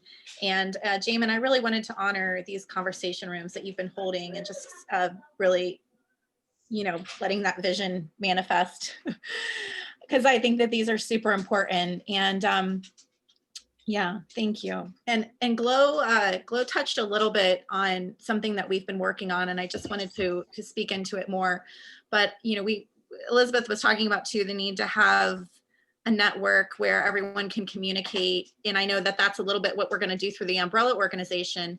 But there's already so many social apps that are being created right now, and everyone's feeling this need to move away from the evil empire that starts with an F. I won't say their name. But yeah, one of the things that we're really feeling called to do right now is to go into these new and a lot of conscious social networking groups and to join them so that we have access to the platform. And what we want to do is to create a video where we can screen share the inner operations and the inner beauty of each of the sites, kind of like Glow already did with showing all these other organizations that are happening. And so in that, I think one of the problems is that people don't want to walk away from that which they already know that feels safe. And they also kind of want to get the sense of what they're getting themselves into. And so what we want to do is just create the opportunity to show everybody what these new social networking apps look like on the inside. And how the, typefaces, how the platform works, and let everybody kind of vote. And then what we wanted on their top three based on the technical abilities that they have, the vibration of the site, and sort of how, the look and feel of how they operate. And then that way our hope, Ananda, is to get everyone working possibly together, where we can say, hey, everybody really likes these three things, and maybe you guys can start working together to this is what they like from this site but not from this site, And then what we want to do is just really push all these conscious people, all these change makers, like onto one platform and just say, hey, this is what everyone's voted on. This is what we feel is going to work the best. You know, maybe you 3 people can like work together, and then just kind of like gift this new economy and this new, you know, new earth visionaries onto the same platform. So that's what we're working on. Yeah. And once we have, this will be helpful to kind of get that out to as many people as possible so we can get as much input coming back. And then one of the other things, I loved the visualization that you walked us through with the meditation there. And Glow actually connected Danya Hansman and I, who she was on the call earlier, and I'm not sure if she's still here, but the vision and inspiration that was living through us during this pandemic was that we need to have these daily intentional meditations to really co-create this new earth vision. And so we spend about 15 to 20 minutes a day on a call, kind of dropping into a meditation and then doing an audible, like guided visualization of a specific intention that we have for that day. And so we really want to create a system for it, like have a platform where everybody can be jumping in, leading meditations, and then having a way that we can blast that out to as many people as possible, because we really see the need to have that be synchronized. And so we're doing, I just wanted to mention that we were doing a kind of like we're calling it a peace coalition for these intentional meditations on this Sunday at 4 p.m. Eastern. And we just want to get everyone's input as far as like who would like to be involved with that, so that we can really like systemize this, create a system for it, and just be making that work, you know, and really creating it. We think like a tipping point shift of the new earth consciousness for all of humanity, because that's really what's going to carry this all through into the next level. So anyway, that's what I had to say about that, and I'll send the mic off to the next person. Oh, wow. Another angel. I can't stand it. Too much love. I think I died and went to heaven. This has got to be it. This has got to be it. Thank you again, Kristen. We're beginning, as I'm listening here, I'm beginning to hear action steps starting to form. So one action step that I heard you talk about is the chance to create what we call an incubator. This is a process that they use in big cities where they'll have a big meeting, and all of the tech people or all the people that invented anything come to this meeting, and all of the investors come to the meeting, and the incubator people get to have a certain amount of time to express their invention or their idea or their platform or whatever. And then the investors, excuse me, are listening to all this, and they network afterwards. They go, you know, I like your idea. I think I might want to fund that. Well, that's just from a technical funding perspective. But what if we took that same kind of incubator idea and created the conference that we're creating is a conference which is a showcase from anyone who wants to end up being a part of the umbrella organization. Come in and explain to us your wares.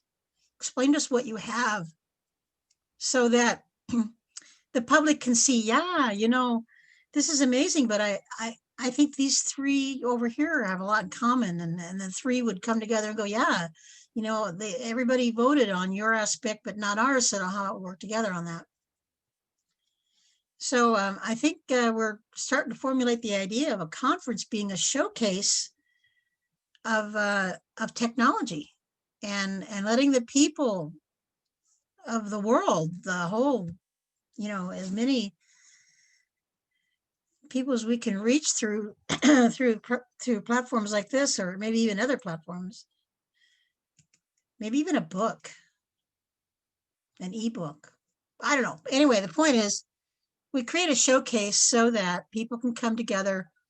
If you're on the end of offering a service or offering a platform or a hub or website or something, so that people can can make informed decisions about what they want to see in their umbrella organization, and then let them all work it out about how are we going to create one universal database, or how are we going to do all that. So yeah, good feedback. I'm complete with that. Next, Jamin, let's go with that. Beautiful. Now, next in the queue, we've got Mark, followed by Gustavo, followed by Jamin, followed by Kate. So take it away, Mark. You've been very patient. You've all been very patient. Take it away, Mark. Well, patience is like stillness, right? It's part of our true nature. Or timelessness, if you follow the gene keys. But just wonderful presentations, everyone. I love this format, Jamin. Always have. It's just such a beautiful gift to this evolution. And I'd like to jump in and just do a real quick intro that's in line with this conversation, this particular conversation. I do have to jump off. I apologize at the top of the hour because I'm hosting a meeting. So for once, I'm going to be very short-winded. But I've been doing systems and network architecture for over 40 years. I moved to California when microcomputers started showing up in the late 70s, and decided to network them to contribute to the build out of the net. But I'm also an extreme generalist that kind of studied almost every subject. I have 256 credit hours of advanced education, but it was an undergrad course and a grad course in almost every subject, just to get a lay of the land of where humanity was and where it needed to go. And the limited rules of the education system are the game A rules, basically, with some flirting with the edges, but most of this activity is going on outside of the institutional models. So when asking about doing an umbrella kind of organization, I'd like to pose that there are some organizations that have over 2,000 organizations that are looking at the same thing, marrying all of their databases. There's Project Drawdown, which interviewed over 2 million now organizations that are working on either environmental justice, social justice, or indigenous rights. There's many organizations with huge databases that are not part of the institutional models. They're about what's actually being co-created on the planet as we speak. And an umbrella organization, I can't keep up with all of them. I've taken a process of taking the wheel of co-creation. I don't know if everyone's familiar with that. I know Elizabeth is. But the idea of the 12 sectors of society, I try to monitor the top 12 of each sector that are evolutionary organizations, individuals, groups, technologies, networks, movements, anything that is really talking about game B or game C after the crash of game A. So how to make that transition to these evolutionary models and make them easily accessible, gracefully accessible. So we don't have as hard a crash of the economy, the crash of governance, crash of media, crash of education, crash of health. All of those are playing out right now because the shadows are rising. They're actually being released, is what I see. The shadows are being released, and underneath is our true nature. And that's going to start shining as the frequencies on the planet shine. So I think the architecture goes something like this, where all of these organizations, they each have these qualities or attributes that make them part of the evolution, right? They're quantum leaps in ideas and thinking, not separation thinking, co-creative thinking. They're new organization models, not hierarchies, but heterarchies and even synarchies, which go beyond what we think of as the distributed decentralized networks that are forming. And that means intelligence in the networks. So each of these organizations, what I'm looking at doing is through one of the groups I'm hosting called the Conscious Linguistics Group, which is working on the new language for next dimensional thinking. Because if we keep talking about this stuff that's all with the same definitions that we've been using, we're not really describing the next level of evolution. So what we're looking at is what are these quality attributes for each of these individuals, like Dr. Zach Bush, who I think is a walking, talking tipping point in health, environment, education, science. Amazing how he uses this transition language that communicates from the old science and Western medicine to the almost spiritual medicine that which is ancient future wisdom. And he's doing it beautifully. So anything by Dr. Zach Bush over the last 2.5 years, just listen to it for a moment and you'll understand what I'm talking about. But there are many such individuals, many such organizations, like millions of them. It's like Gil Scott Heron said, the revolution will not be televised. And it's not going to be necessarily broadcast, right, in any other format. And the multicasting, which we have on the internet, doesn't have the same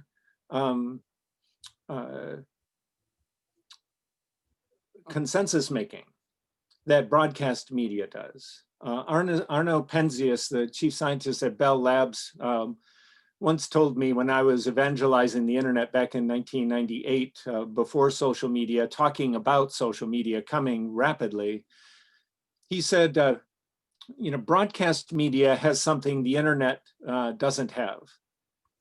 And it said it can reach billions of people at the same time with the same message, like some of this emergency broadcast that might happen tomorrow.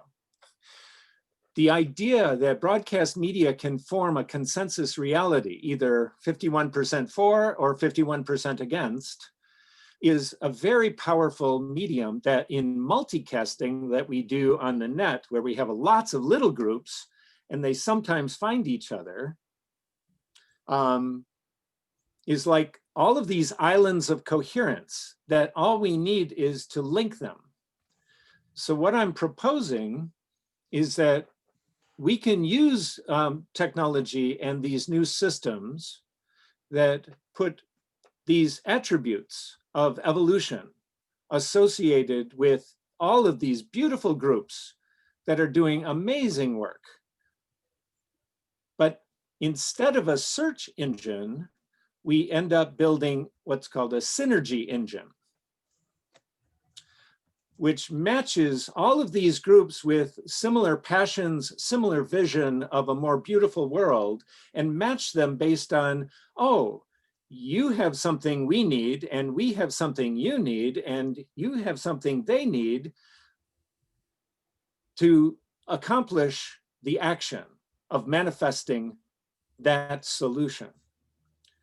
So it makes it much easier to have systems keep track of the millions and millions of beautiful evolutionary ideas and help pull them together so that we do have, like nature, very little waste, that we are working co-creatively, not even cooperatively or collaboratively. And so that's some of the stuff, that's one of the projects I'm working on through the Conscious Linguistics Group. It doesn't have an official site yet. It's just a bunch of recorded dialogue sessions that are tagged for keywords, key phrases, and we're building out that kind of a database of terminology of the new language that helps accelerate this evolution more gracefully than the islands of coherence trying to do it on their own. So I'll pop in the chat here my contact information. Please, anyone feel free to reach out to me for those dialogue sessions. I have open dialogue sometimes also.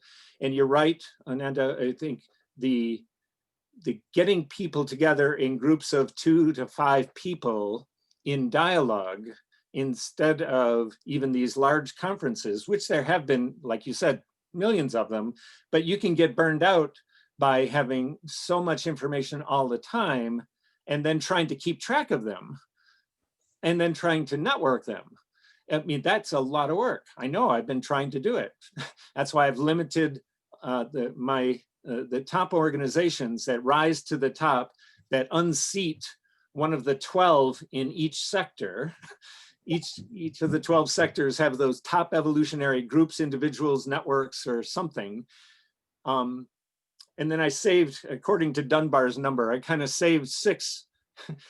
Dunbar's number was 150 people that you know better and just their name. And maybe when you last talked to them, you know something to ask about what their life is about. But 150 people, I've just kind of mapped onto organizations. And so I'm trying to keep track of 144 organizations, 12 in each sector of society, plus 6 that are organizing umbrella organizations that have these big databases that are trying to work with these big data and making sure that they're all connected, because it's not silos, they're all connected. So that's just a few of the projects. I can talk about each of the 12 sectors and tell you what those 12 currently are, but I don't have time for that at this point, but I'd like to get on some of your other platforms and media pieces and share some more of what's going on, because there's some amazing beings here doing some amazing things that you probably haven't heard of yet, but you know they're there. It's like heaven on earth was already here. We're just now taking off the covers. We're seeing that when you go walk in nature, I dare you not to see miracles. Oh, wow, Mark. You know, I have an expression that says the universe works, but not a minute early. And there you are. You know, you probably feel like I do.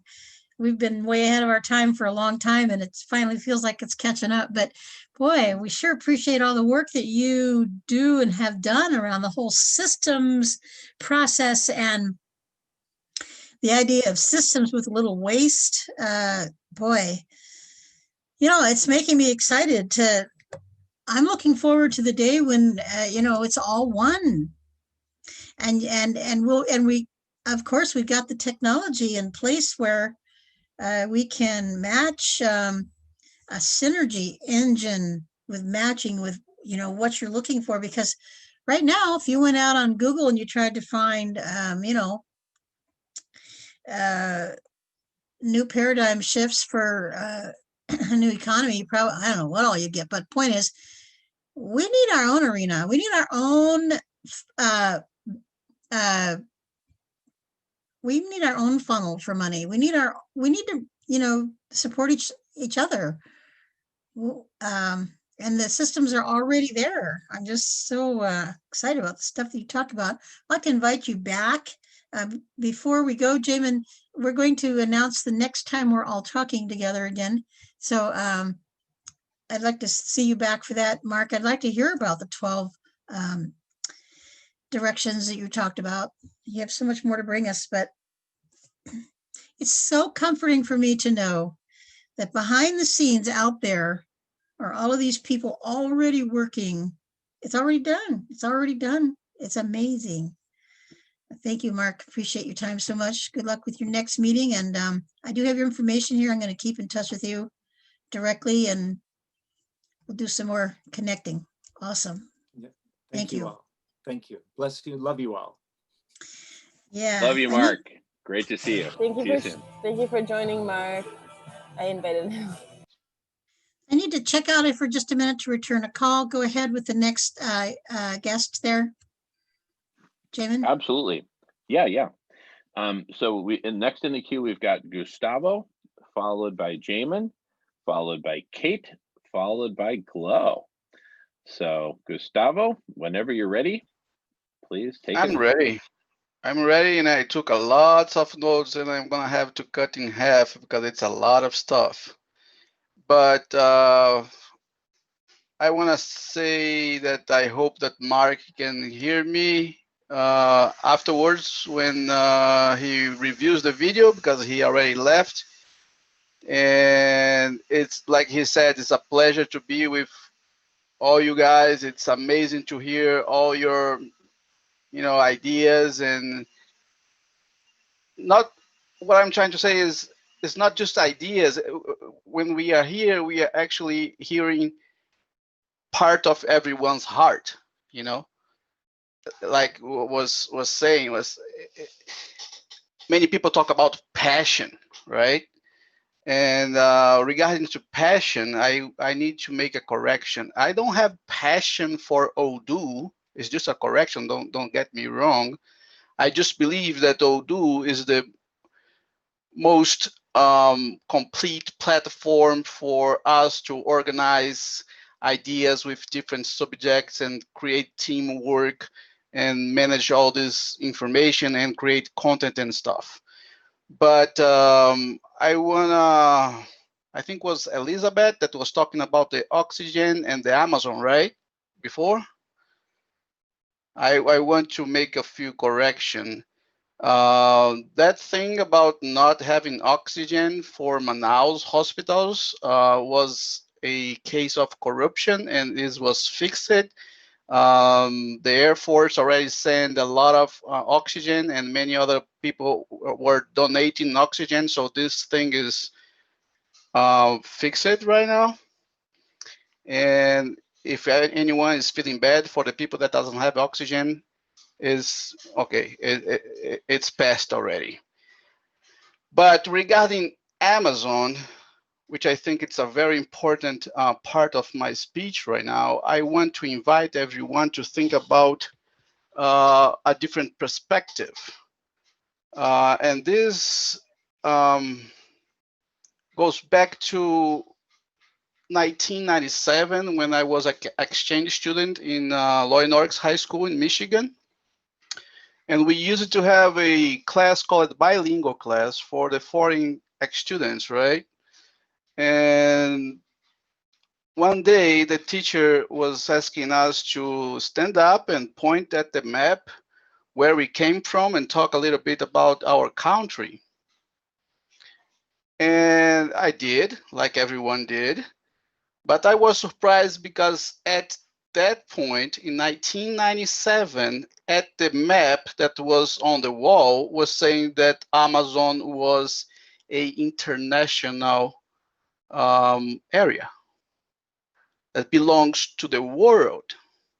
Well, regarding to this, I have to confess that I am a type of guy that don't believe in borders and flags. I think they should not exist. Because of borders and flags, we had wars for land and so much stuff. I don't want to get into it. But the point is, in the way in the way it is set right now, we have borders, and every country has autonomy to take care of their own area, right? And a lot of people are saying that we need to help to save the Amazon. I kind of understand, because it's a very large forest and it's very important for the water cycle. But in the end, if you consider that many other continents and other countries, they used to have a lot of forests and they don't have anymore, it means that Brazil did a better job than many other countries regarding to this. We saved our forest better than many other countries. So it's strange from the Brazilian perspective to hear all, that international, you know, interest on Amazon itself. And I could list a huge number of organizations that came to Brazil saying that they wanted to save the Amazon, but in the end, after they get the license to work here, they were involved on illegal wood selling and exportation. They were destroying the Amazon instead of doing what they were supposed to do here in Brazil. And because of that, many of them, they lost their license. Many people were killed during the process, or they were put in jail during the process. I'm not saying that all of them, they are bad people, but a large amount of those organizations, they don't care about the forest at all. All right. So the water is a problem for all of us, but the water is not going to be saved just by saving the Amazon. Like I said, it has been saved already by the Brazilians, and that's why we still have it, different than other countries. And regarding to water, I'm sorry, regarding to water, I met a guy 5 years ago, and his passion was about toilet. He was building toilets that could reuse our feces, our poop, okay? Because every organic waste can be a fertilizer if you put this on the correct process to, to turn this to fertilizer. And this includes our feces as well. And regarding to this, we have water all around the globe. By the way, we should not have named Earth as Earth. We should name, water planet, because we have much more water than land, right? But we can remove salt from water.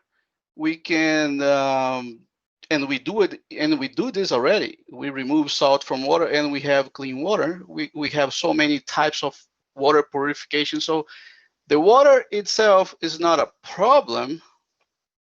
The problem is that most of the water that is accessible is not drinkable. It's not usable. And water and poop, water and our feces have a very strong relationship, because if you look around the globe, the majority of the countries, they try to purify the water, but in the end, everything that we waste on toilets goes to the ocean. Doesn't matter the level of purification, but we throw, our toilet waste on the oceans and rivers all around the globe. And this is creating what they call the Dead Sea. We are having the increase of acid. The water is becoming more acid around those areas where we dispose of feces and waste on the water, on the ocean or in the rivers. So it's also important to, it's funny, but everyone should take care of their own shit, using the word like a slang, but after you dump your feces in the toilet, do you think where your feces are going to? Do you know that probably is increasing the area of the Dead Sea where there is no fish, and we are killing all the biomes under the water because we don't know where to dump our feces? So we need to have a more holistic vision about water if we want to save water, because water is not just in Amazon. We could reforest the whole planet, and Amazon is not the only lung of the planet. It's not the only resource that is going to provide us oxygen and water. We need to replant areas that, for example, in Europe, we don't have like large forests in Europe, right? And Africa was colonized by Europe since the beginning, and it became a desert, right? In most other areas, it's like large deserts. What if we could replant Africa, for example, and bring more shade for the animals and create a, you know, even larger Amazon in Africa? So people, I think people should stop looking only at Amazon regarding to water, right? But moving on, because I think this speech about Amazon can be done in a different conference. Let me see. Just giving me 1 second to read my notes here. So I need to choose what what I'm gonna say now. Regarding my passions, I said that Odoo was not my passion. So I want to make clear, my passions are for indigenous people. My greatest passion is for indigenous people. And the reason is because we are all trying to reach a point where we understand the framework for RBE, resource-based economy, which is not something that we are creating, and it's not a future thing, in my opinion, it's a past thing. It's something that we had already. Before the creation of money, we had resource-based economy. But for example, in Brazil, we used to have more than 300 languages for indigenous people, and they would tell us how to do it, but we don't understand because we never had the correct approach with them. And every time we get closer to them, we are a threat because we think they are not civilized, because when I say we, I'm talking people in general, right? People think that indigenous don't know how to live, but basically they live better than us, in my opinion. So another passion of myself is green productivity.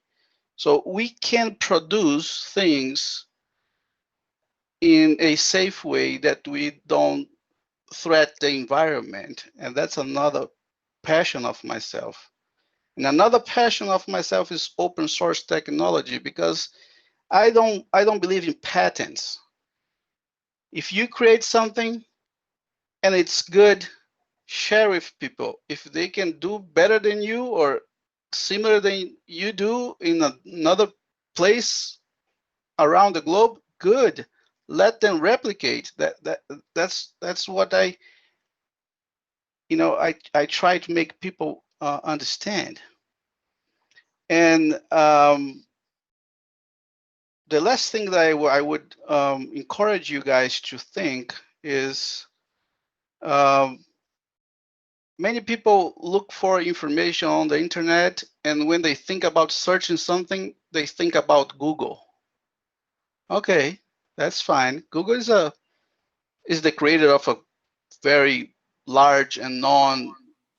I'm sorry, someone. Marco, no, not Marco. Someone turn on the microphone and it's echoing. Okay. So again, there is a search engine called Ecosia, and I don't know how it works specifically, but every time that you search for information on the internet using Ecosia, you help someone to plant trees. They get funds to plant trees. So it's just one comment that I want to make. If you want to do a search, you can choose your search engine, doesn't matter what it is, and I recommend Ecosia. I wish I could have more time to, mention all the other things that I noted here for talking. But unfortunately, I got to go because I have a different meeting that is coming up soon. And I wish to talk to you guys in another time. And I'm sorry for the rush. And yeah, I think that's it. Thank you. Love you all. Thank you, Gustavo. Could you please print the name of that search engine you found in the chat room, please?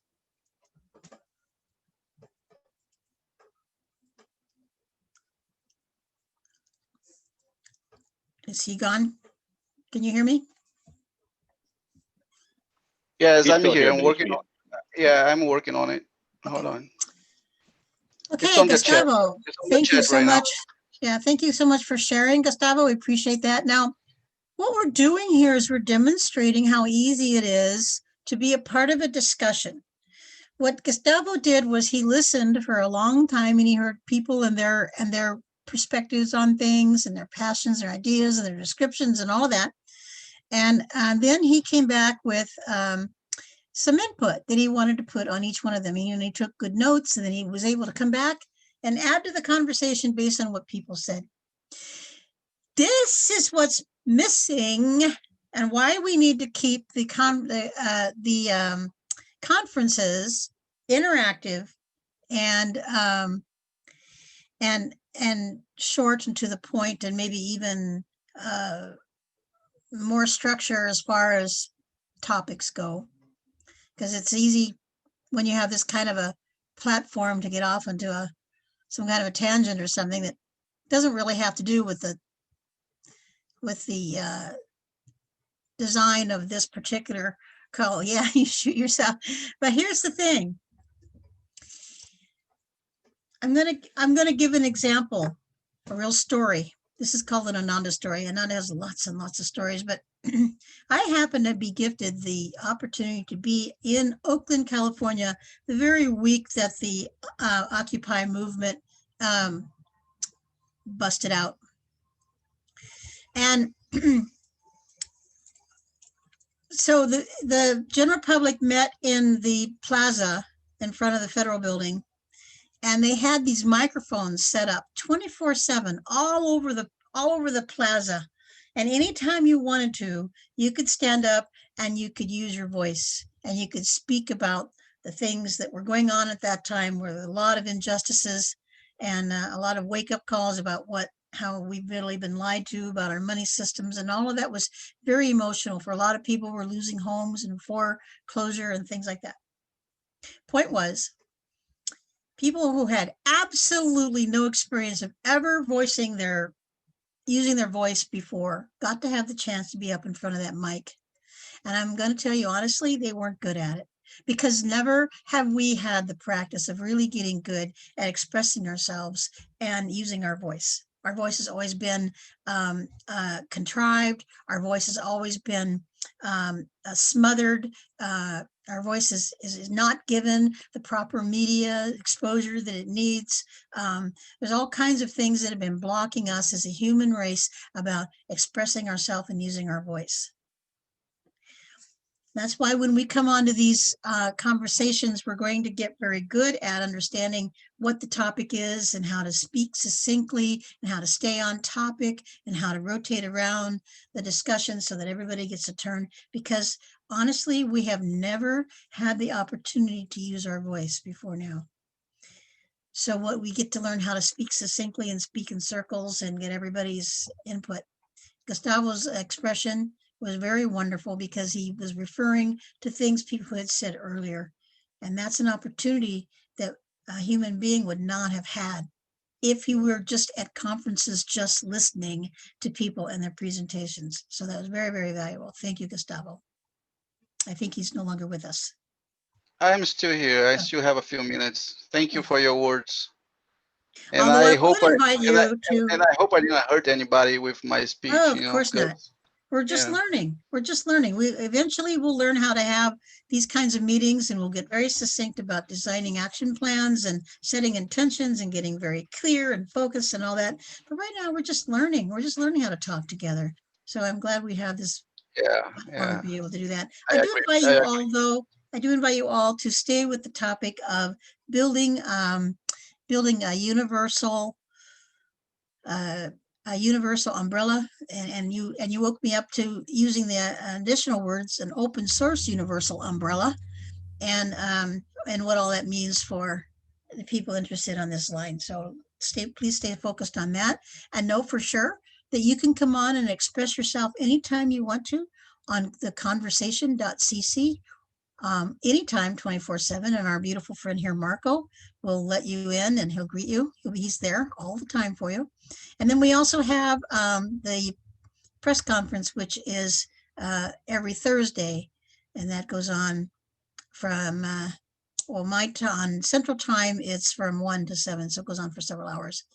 So come back, express yourself, learn to use your voice, learn to speak succinctly, learn to stay on topic, and let's unify ourselves with that. Thank you. All right, back to you, Jamin. What is the next very, very special, surprising guest we've got going on? And I say that because every single guest has been so mind-blowing. I just want to reach out and hug them all. Beautiful, beautiful. All righty. Well, the next very, very special guest in the queue is named Jamin, followed by Kate, followed by Glow, followed by Marco.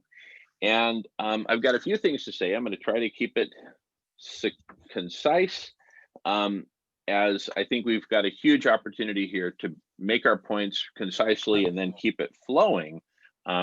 Sometimes these conversations degrade to a point where people start talking so long that when you finally get your crack at the talking feather, well, damn it, I'm going to have my 20 minutes too.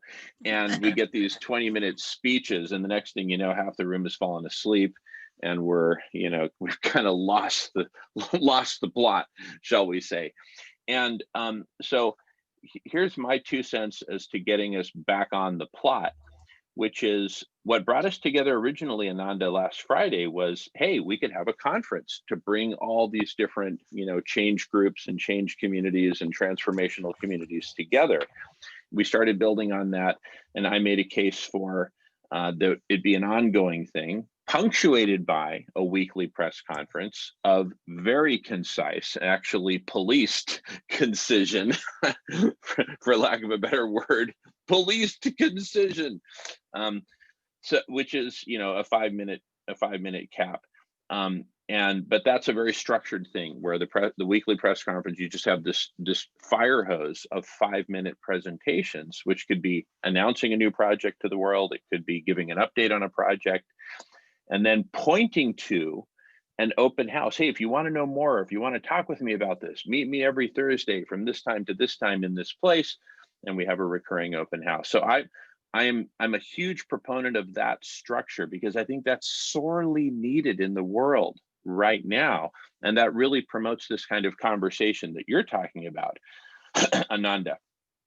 And then, in addition to that, have some sort of an index, a Chicago Yellow Pages that you can search through the index and say, okay, yeah, show me all the projects and their conversations that are happening on this topic or on this other topic, right? So I really think that is where we have a huge opportunity for a sweet spot. And I hear us kind of diverging into other areas. Hey, we need to create an umbrella organization. I actually believe quite the opposite. I'm going to put up a cover of a book here. I'll just read it. Here Comes Everybody by Clay Shirky. The Power of Organizing Without Organizations. And this is a fundamental point, which is that we often get, as Ananda said, a BFO, a blinding flash of the obvious, right? And what I really want to emphasize to everyone in this room and beyond is that what may be just blindingly obvious to you could also be flat out wrong. So just let's keep our minds open, just open to that possibility. Keep going with it if that's where your heart is saying to go, but keep in mind that it may not actually be correct. And where I'm going with that is, to a lot of us to go, well, obviously we need to create an organization and just get everyone under the umbrella. That's how we can move. Duh, right? To someone else, it might be obvious that we need an app. We need an app to connect all these other apps together. Duh. You know, it might be obvious to someone that everyone just needs to listen to me for 20 minutes. So I'm just going to talk for 20 minutes because I have the most urgent things to say. Duh, blah, blah. You know, here I go. So let's all just keep in mind. And so what I'd like to propose is that we actually grapple with this slippery, greasy eel, giant eel that we happen to be in this nice wrestling match with in the middle of the river, of grappling with what the bleep are we trying to accomplish here? And this isn't hyperbole. This is an actual practical statement and a plea that we actually get on task and stay on task for that and not go off into these divergences, which are so tempting, right? I could talk for 20 minutes about SRM and about ending world hunger and about some of my other favorite projects, but what are we actually trying to accomplish here? Is it a conference? An ongoing conference, perhaps, punctuated by press conference, open houses, a directory, something like Snack Bar, etc.? Is it an umbrella organization? Is it a fund, right? Is it a new language? Is it a database? Is it a database of databases? You know, is it an app? You know, what is it? And here's what I'd like to suggest. There's some really great examples from history, like take the computer revolution, which of course hasn't taken us to great places, but it has produced some powerful stuff like this, where we can actually talk to each other face to face. Perhaps the most influential organization that grew out of that in the early days was the Homebrew Computer Club. Raise your hand if you've ever heard the story, whether from me or someone else. It's the most powerful organization you've never heard of before. And it was in Palo Alto in the early 70s. And they would just get together once a week and people would just show off their stuff. It was kind of like the press conference, but for the early computer industry. And it was at the Homebrew Computer Club that Steve Jobs met Steve Wozniak and Apple was born, right? And anyway, all these amazing connections were being made at the Homebrew Computer Club, this weekly just meeting. They would just get together and just freaking do it, right? So I challenge you all to consider that perhaps the most powerful thing we can do is not to create an organization, not to create a fund, but to create the Homebrew Computer Club where people can actually meet each other, have these conversations, do exactly what we're doing right now, but again, perhaps in a more focused, disciplined way. But let's grapple with it. What are we trying to create here? Maybe obvious that we need to create a fund. I actually couldn't disagree more with that idea, personally. Partly because I really see the light. What's for me is BFO, blindingly freaking obvious, or what? No, brilliant flash of the obvious, is that we need this conference and that it needs to be ongoing and that we give everyone systematically their 5 minutes of fame and then they can point to their open house and then people can go to that. So that's my plea, that we get on track, stay on track, because we have a huge opportunity here. Otherwise, we're going to be going off in a gazillion different tangents. That's the end of my talking stick talk. Next up in the queue is Kate. But before we go to the queue, we always touch base with Ananda, who's our guiding light here. Going on mute, and thank you all for listening. Yes to what are we actually co-creating here, and yes to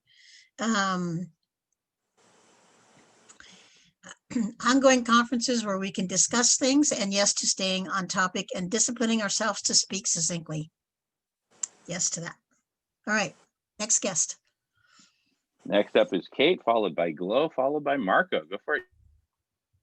Hi, Ananda. I briefly met you last week when you were speaking about intentional communities. I'm Kate in South Dakota and honored to be in circle with you all again. I just have to say that when I came in, so an umbrella organization, I think you self-defined it, an open source space, an open sourced, open umbrella system with little waste. Who could deny it's where we all want to go? So I just wanted to express that how when I got on, it was kind of a deja vu moment for me. Like the first time I arrived here, as I heard someone talking about, and I don't know if Elizabeth's still in earshot, they were asking about a meditation space, and the conversation line just shot into my system again. because I don't know if you're familiar with the folks at the Good of Hold. Of course, Jamin is quite familiar with Julie. I've been trying to hook him and Julie up for 8 months now. Anyway, that was, I just had to, you know, when I heard this beautiful gift to evolution and how this synergy engine that Michael was speaking about just kind of completes the vitality code that the people of the 7 days of rest, Shelley Golding and Shelley Austroff and Jan Golding just brought to us, these, which are now compounded, you know, Phil Lane and the Enlightening Our Way Together, which culminated yesterday with these 4 days of compassion games over Martin Luther King, all speak to this synergy project of, how do I say it? I guess the ancestral and indigenous wisdom is arising in so many different ways. And I just think that, well, you know, I'm off today was day 165 of Humanity Rising. And it was the most concise, complete 90 minutes of taking us into where we are now and the imperative for moving forward. I would just say, oh my gosh, see it. It was one of the most impactful things.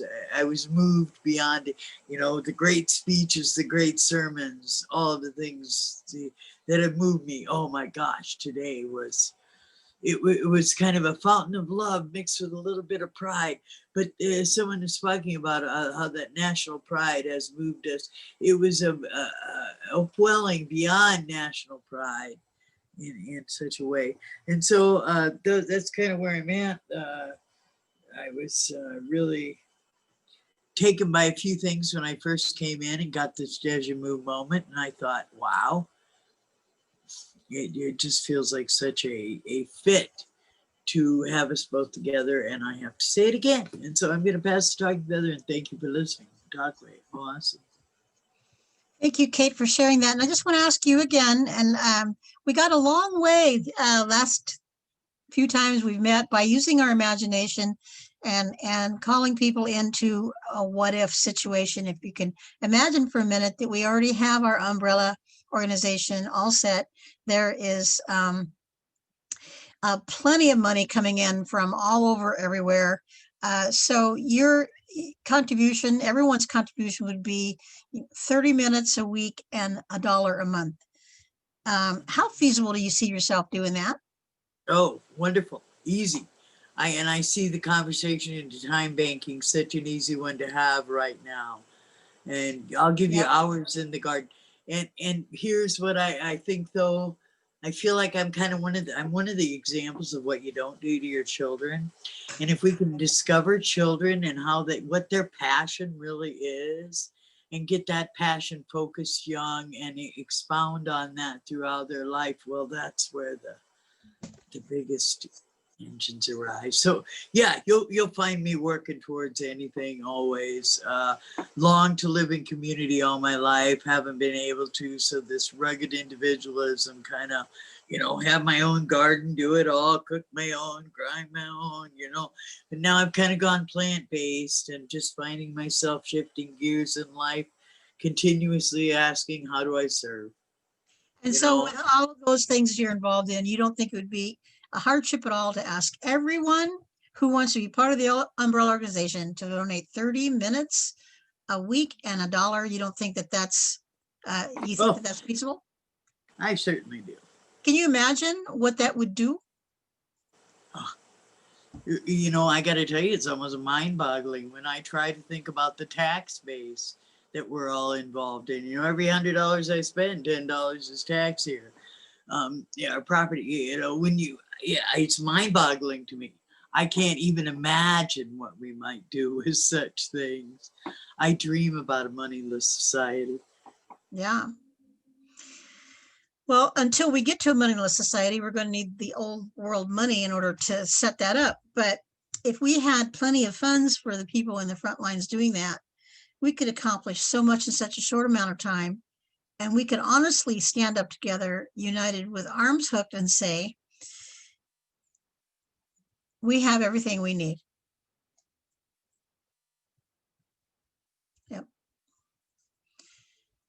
So busy people like yourself who have a big vision, you know, I imagine people yourself being in on the 30 minutes a week and $1 a month on a regular auto pay situation, so that it's just like Netflix. You know, I don't know where all that money for Netflix goes, but every single month on auto pay, they get their $6.99 or whatever it is a month. Why aren't we doing that for our people? Why aren't we doing that for ourselves? Why don't we have our own institution so that we could collect regular auto pay payments every month, so we knew exactly how much we've got to work with and how much money we can give back out to grants and to individuals who needed, you know, some help because they're on the front lines. But why are we doing that? That's the whole question. When Mark was on, he was talking about these massive databases of people that are umbrella organizations trying to find an umbrella organization. I'm imagining all of those big, massive membership foundations and organizations, all of them doing their 30 minutes a week and $1 a month. We would have control of our own destiny in no time flat.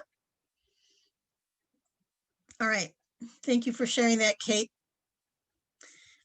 And I just love you so much. Your spirit is it just shines to me. I wish I could just reach out and hug you. You're such a sweetheart. Maybe someday we'll share an elder women's intentional community together. Okay, Damon, who's next? All right, next up in the queue, we've got patiently waiting Glow, followed by Marco. Take it away. Glow's my hero. Oh, no, you're amazing. Yeah, I just wanted to come full circle with the idea of the next conference and an ongoing conference and ongoing sharing of all these projects. And I just want to quickly just share my screen just to bring me the visualization of like what it would look like to have a new Earth media system. And basically one step further of having the conference, of people coming together, there's all these amazing organizations who already know what they're doing, who already have the structure, the framework already running smoothly, but there are also a lot of organizations and projects that need support. And so my dream is to basically have the dream team to help these projects come to fruition. So, you know, imagine if we have this conference and then one part of it could be like basically say you have like these projects always come to me, like this guy in Uganda has like a regenerative agriculture project, whatever it may be, right? So they come to us, you know, maybe they don't have everything set up, and they come to us and they're sharing what they know about their project, and we pair them with the best storyteller. And so we then take down their project, we start creating their vision, mission, and then from there we have a correspondent who then can film their project. I mean, it's difficult because we don't have anyone in Africa. Well, we probably have some people in Africa that can film. Eventually I'll get to Africa, that's my dream, but to film the project and then distribute it on our networks so that we can then share these projects and get funding and then get the people to the projects that want to support these projects. So just basically going from, you know, there's two channels. There's one, the projects that want to share all these amazing things that they're already doing, that they're already like pretty much ongoing, and then the ones that are like right at the beginning stages that really need the support. Because to be able to tell the story and then get it out there, get the donors, and then get the people that want to come into the projects. Because really it's about telling the story, and the world that we know is created through story, and it is our attention, and our attention creates the influence, and it creates our economy. Like, why do we need a new Earth media company? Because the world we know is created through story. To create a new world, we must and shift our collective consciousness. We must change the story. So that's basically the idea of that. And then, you know, just going through the news and creating these campaigns for these projects, because these systems are being built now, like the Umbrella Project, like the like Giveth, like Only One, but we still need to be able to help people tell these stories like efficiently, so that we can inspire the world to shift and to connect and to create. So that's one idea I have for the conference. And also, yeah, I just want to thank you for being here. And also, like, we need your support. So like, there's so many things I want to do, but I'm gonna start like either like a new Patreon or apply for a Seeds grant, or trying to figure out what's the best way that I can support these projects as well as support what I'm doing here in Costa Rica. So also I want to ask for accountability, because, you know, I feel like this space really creates the accountability, like being here in the conversation, being back into creating, into sharing, because there's so much like fluctuation, there's so much divide and separation. So I really want to be able to bring these things together and actually have this come to fruition, but I can't do it alone. And we need the team to be able to do this. So that's kind of where I want to go, is kind of building the team so that I can say, hey, I can hand this project off. Wow, look at this amazing project in West Guinea and Uganda and wherever it may be, Asia, Indonesia, and I can be like, give it off to the team so that we can like have them like track and monitor and then respond, and then co-create the next step and follow up, and then like continue to connect, support, and grow these projects. Thank you. Yeah, wow. Well, you know, you guys just keep coming back with the perfect examples. How do you know how to do that? So we're just dreaming right now, and we're just coming up with just one little scenario. And the scenario is, and it doesn't have to be this way, but we're starting somewhere. So we ask everybody to give 30 minutes and $1 a month. Everyone does that and does all of the other things that they're doing. So now what we've got is we've got the resource of time and we've got the resource of money. And so if you have organizations that need to tell their story, and you've got 1 million people putting in 30 minutes a week, that means you've got a lot of people, time, resources to help people with their whatever it is they need. And they can raise their hand and say, I need someone to help me compose a letter. And then, you know, some magical technical system matches those two up, kind of like a dating site or something. I don't know. But, you know, so we'll have 30 minutes a person times the millions of people that will be in this umbrella organization. And people will be dedicated to giving their 30 minutes at least. You know, I'm just saying that's the number, but we're just using that as a scenario. Imagine how many hours that would be of time that people would give. Some of the organizations just need some time. Some of them need some money. Some of them don't need money. So we have millions of people putting in $1 a month every single month on autopay. We have a regular budget. We know exactly how much money we've got to deal with. We know exactly how much time we need to delegate out. People will get their needs met. Everyone pitches in just a little bit. And, you know, guess what? You'll probably have some free time because everyone else on the whole planet will be helping with those 30 minutes a week. Thank you for sharing that. And I just so love your brain. What do you do with all of this incredible, intelligent energy? You're putting it all into a new language. Thank you so much. All right, Jamin, who's next? All right, next up in the queue, we got Marco. And no I love Marco. After Marco.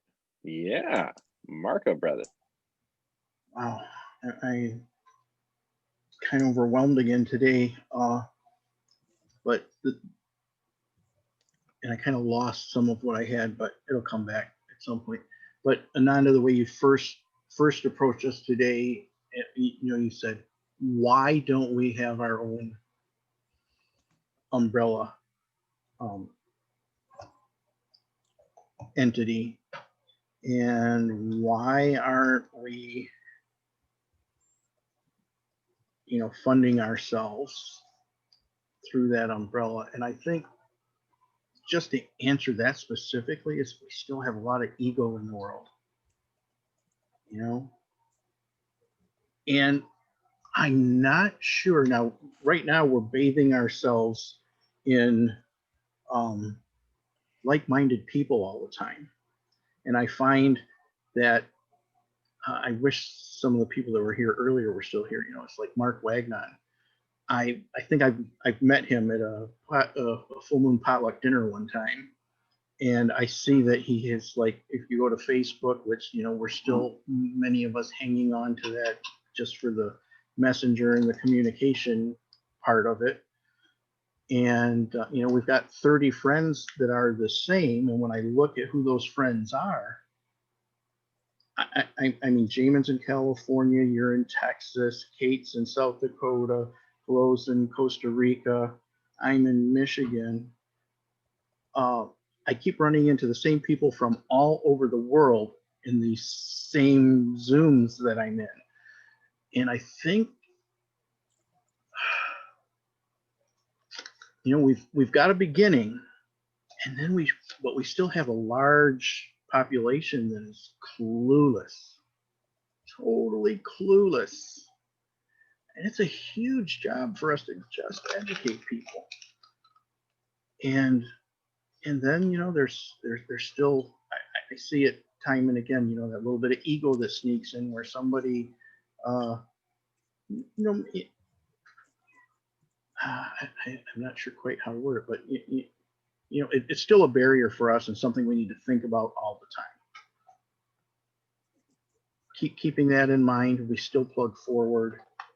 And you know, I think the time is now. I think it's finally now. This last year and moving forward. I know, you know, we've made some milestones here at the conversation with the press conference and just the different people that I've met and working with the other organizations, you know, like Sign and Good of the Whole. You know, we've all interconnected here now and done some things. And when it comes to the money part of it, again, then like a little bit of greed sneaks in, even in the best groups. So those are key things to watch for. Other than that, you know, we're all on the right track. But to answer the question specifically, why don't we have it now? Greed and ego are the two things that are and then the third one is ignorance. We have a world full of ignorant people, it meant in the dictionary sense. They just don't know. So that's our challenges to overcome the three main ones, I think: ignorance, ego, and greed. You know, thank you, Marco, and you are so right. So let's knock off each one of them. Ignorance. One of the main reasons we're talking about having a conference is for basic information for people, to let them know what organizations are out there and what they're doing, so that they can find the one they want to marry and get involved with. And as far as greed goes, well, you know, we're going to have a transparent way of making sure that everybody knows, you know, what they're contributing and where it's going. And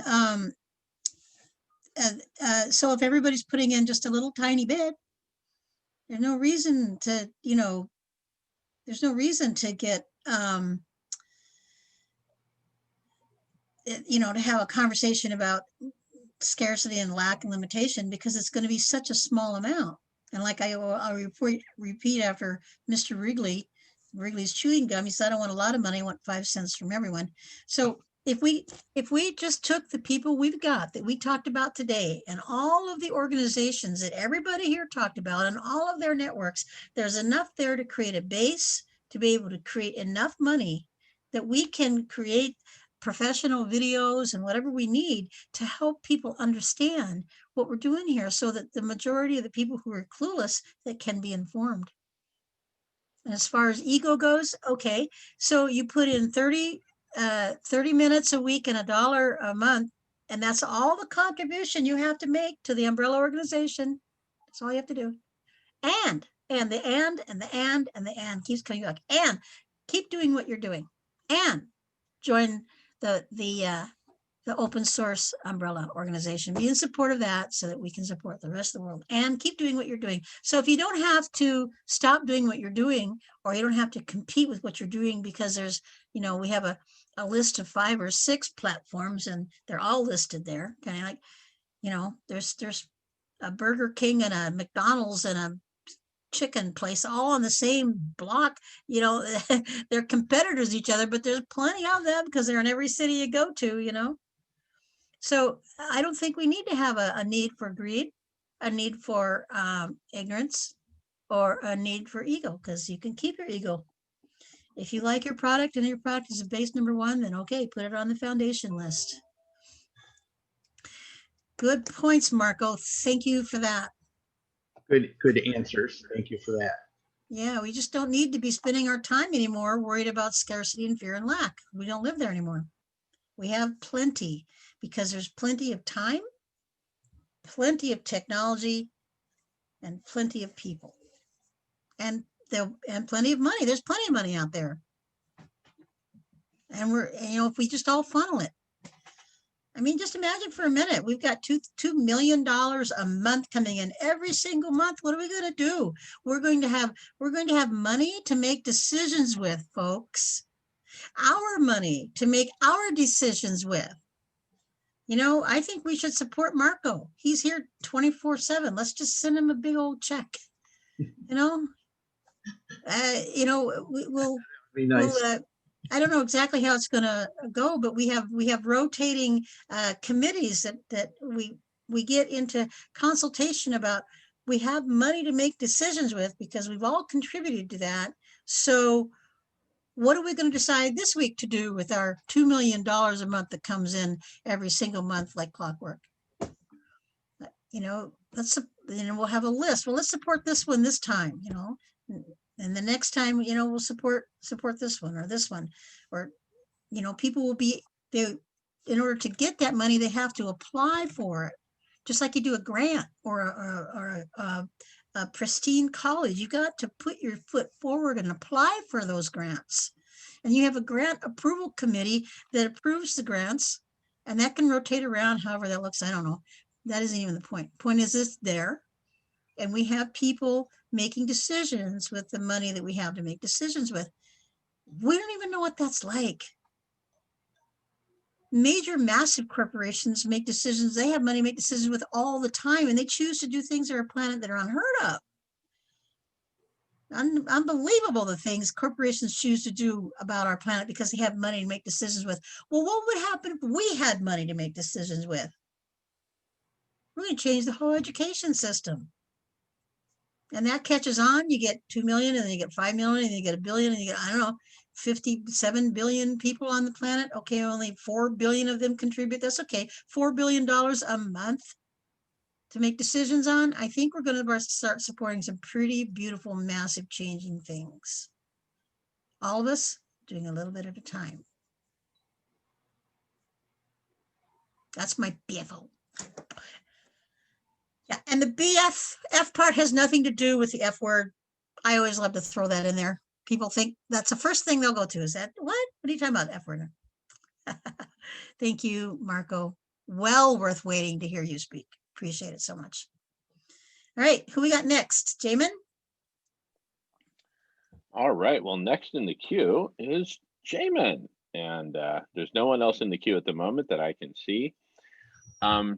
And so what I will offer, in addition to welcoming Christopher, I would like to offer that in order to get to that place where people are donating money, when I was growing up as a kid, and time, that's right.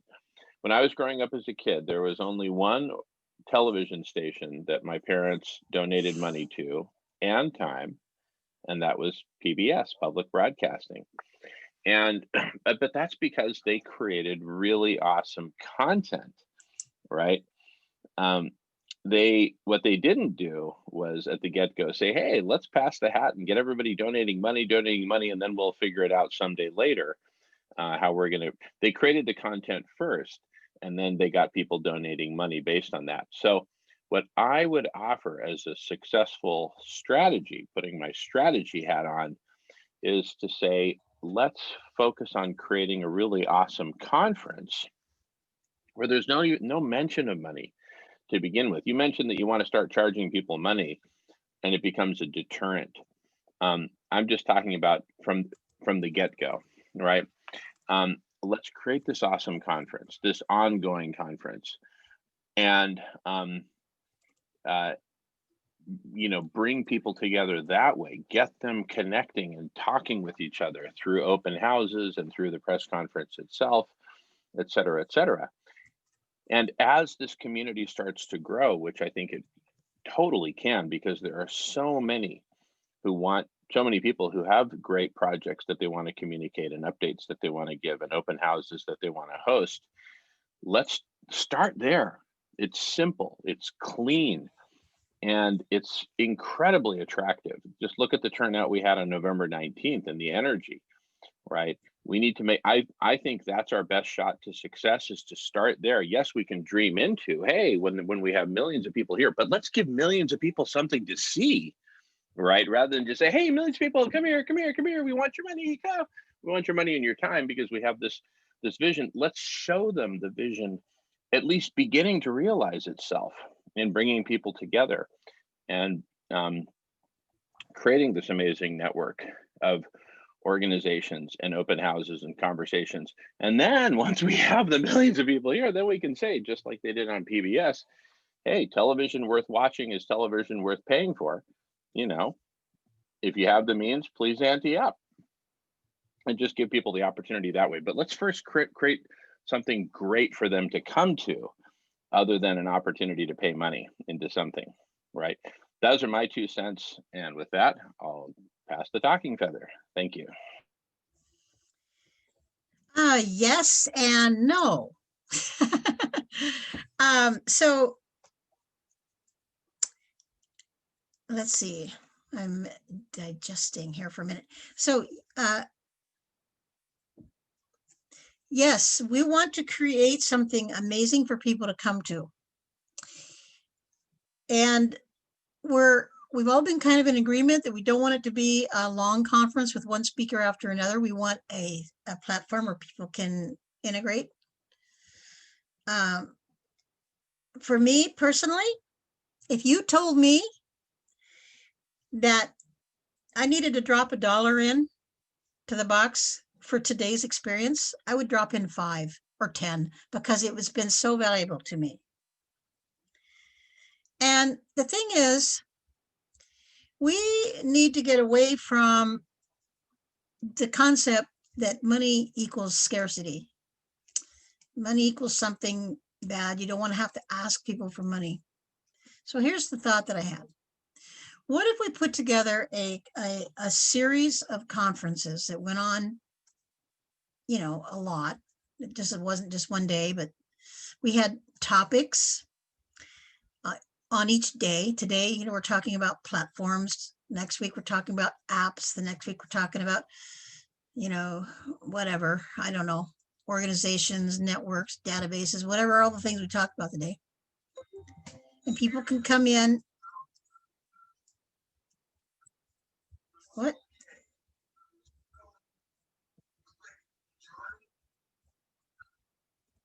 Is that somebody's recording? No, everyone here is on mute. It may be on your end. Oh. Well, anyway, so the point is, we create a conference concert. Can you guys hear this behind me going on? Yes, we can. What is that? You must have something hidden by tabs. Do you have a lot of tabs open? What the heck?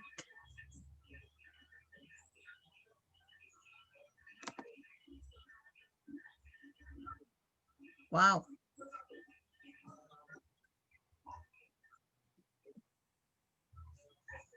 I can't get rid of this guy.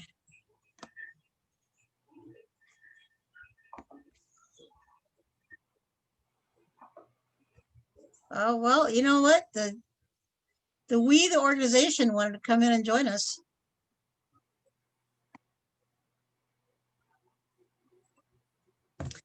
I'll talk over it. Point is, let's give a conference made up of organized, succinct subjects that people can come to. And let's announce at the same time that we're all about gathering time and resources from everybody that's involved in this and let them know that from the get-go, we are open source about making sure that we have plenty of money to support all these groups that we're displaying. And you know, let's not hide it like, okay, now the big bill comes, you know. Okay, I'm going to go on mute here because I'm going to figure out what this is in the noise background. But go ahead with the next guest. All right, well, welcome back, Christopher. We are recording, and from what I can see, no one is in the queue at the moment. So feel free to raise your hand if you'd like to talk, and maybe a moment of silence is in order. There's nothing wrong with silence. Going on.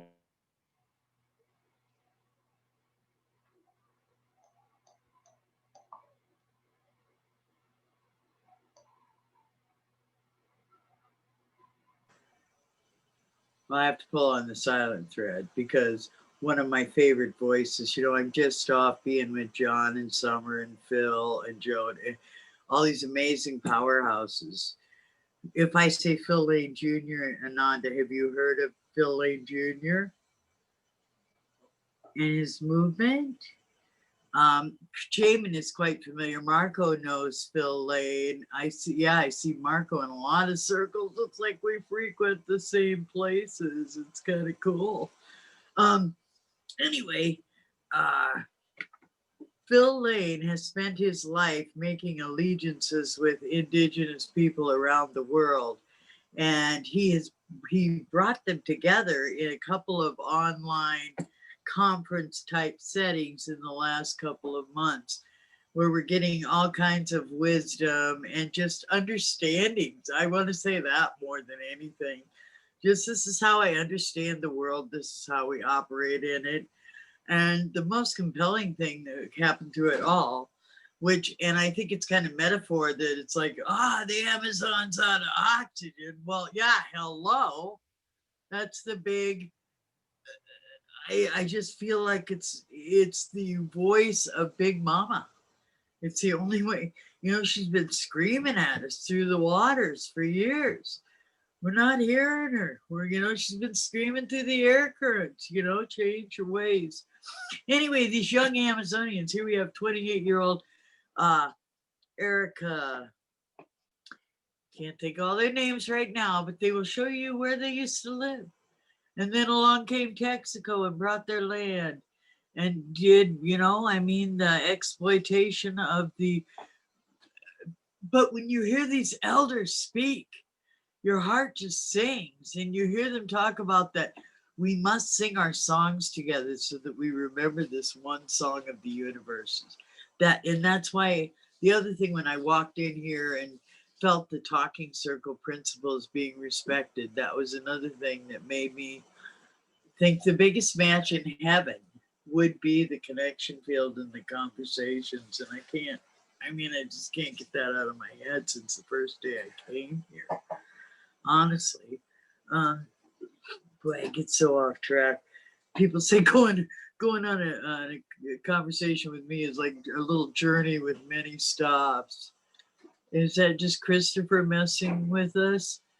And anyway, why did I want to pick up the feather? Oh, the silence is action. .maver every day at 9 p.m. GNT, which is 2 o'clock Mountain Time. So it'd be 4 o'clock Eastern and 1 o'clock Pacific. The silent moment happens. The silent minute happens. And Marco, did you get to hear her historical perspective on the silent minute? It goes back to Churchill and Tudor Pole and World War I. And then it was reignited by a German soldier in a way. The historical story is really quite significant.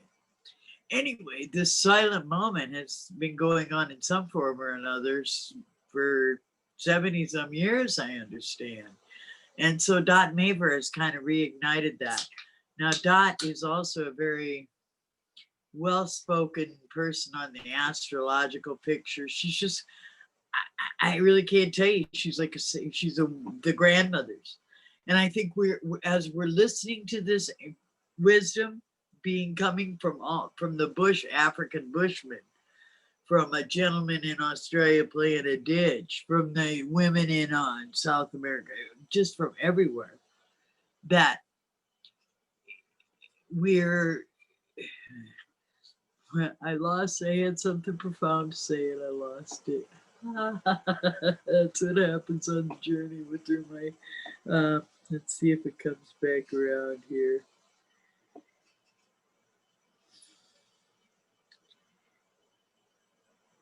Well, I guess what I was going to say is maybe we're at the point when we hear this ancestral and indigenous wisdom that makes our heart sing so much.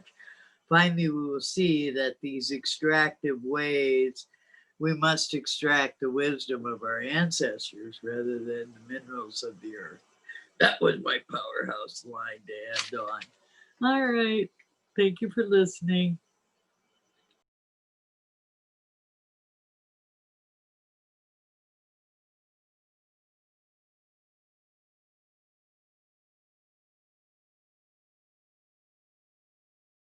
You're muted, Ananda. You are beautiful. I said so many beautiful things. You should have heard it. Ha. No, I said, I think I'm going to propose, I'm going to make a proposal now to start leading towards action. And what I would like to see us start doing is let's start forming the idea of this conference being an interactive conference on various different topics on a regular basis, allowing plenty of time for discussion and circle talk and all of that.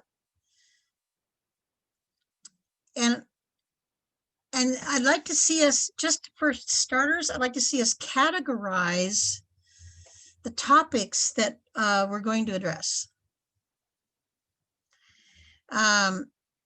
And perhaps we can come back to our next meeting with some ideas about some categories that we want to see a conference on. Every single organization that Glow talked about, I like to have each one of those guys have their own moment. And under the category of apps to do with, the new language. Another category would be the indigenous elders. What do they have to say about it? Another category might be,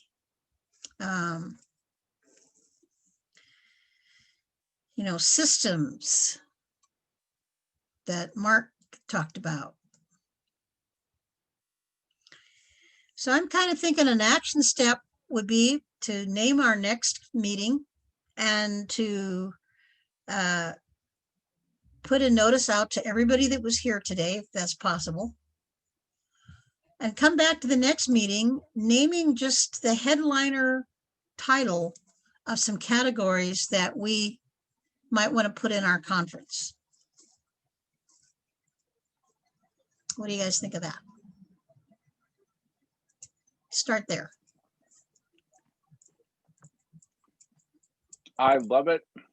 And I'd love to share in a minute my screen and show a container for all such categories, which is a taxonomy. Let me just get the tea and I'll be ready in a minute, but I passed the talking feather in the meantime and I'll be listening in. I'm just getting. Yeah, Ananda, can you restate that question again? What you just said? Because I missed something. The action step. Oh, the action step was that we set our next meeting and we come back with some headliner topics that we want to have on a conference.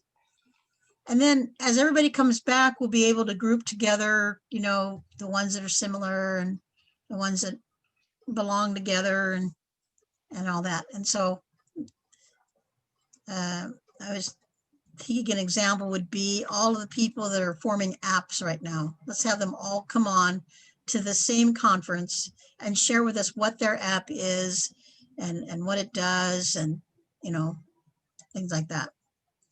And then the next topic might be, you know, organizational systems. Anybody doing an organizational system, come on during the time we have a conference on that part.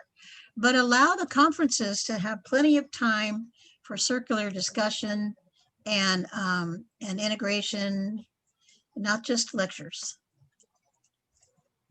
Right, we could, you know, you're thinking like breakout rooms too for, you know, small. Yeah, breakout rooms would be great. Yeah. Oh, you know, like say for example, we do a topic that day on apps, and then each person who's doing an app has their own breakout system, and people can go over to that breakout room and figure out more about what that app is. I want to find out more about this one. or that Just read my mind. I was thinking another thing that would come out of that app would be, but like I have an idea for an app for bicycle riders, and I don't know the first thing about making an app. So if you're come to a meeting where we're going to talk about apps and have people that have created apps, then people with ideas could partner up with people that know how to do apps, and we'll get maybe some new good apps out of it. Yeah. Not to mention the apps that are already in place for people building an umbrella organization. Chairman, do we have a way of notifying everybody that was on this call for an announcement about our next meeting? Well, what I do is I send emails a couple times a week announcing our Oh. meetings. Generally, I sent one out last night. I'm not sure you were on the list as of last night, but as of today you are, Okay. Ananda. Okay. But that's the vehicle I have for doing this, and I just invite everyone to join my email list. Just give me your email address if you want to be on the list. I think everyone here already is. And anyway, that's my short answer. You know, that's an example of what the 30 minutes a week could be spent for, is to help Jamin build an app, a database. Just saying, you know, everybody needs help with time or money. Okay, have you got something to show us, Jamin? Absolutely. Yeah. Here, let me screen share. So in terms of, I'm going to show a few slides here, not a lot, but the first is, and this is with a view to creating what I call a taxonomy, or a structure of all the topics, all the categories, like what you're talking about, you know, apps and communities and platforms, so I'll just kind of walk through the beginnings of a taxonomy, and then I'll show a little more color in some subsequent slides. But at the start is the concept of a whole world, one world, and the question, what does our world need to be whole? And, you know, how might we begin to break that down, right? And so one way to break that down is to say, okay, well, what if we broke it down into people and planet? Obviously, in order to have a whole world, we need wholeness for people. And in fact, I would argue, because we don't have a model for wholeness for people, we don't have public goods to ensure wholeness for people, that people end up playing these horrific games of hoarding and tribalism and violence, et cetera, et cetera.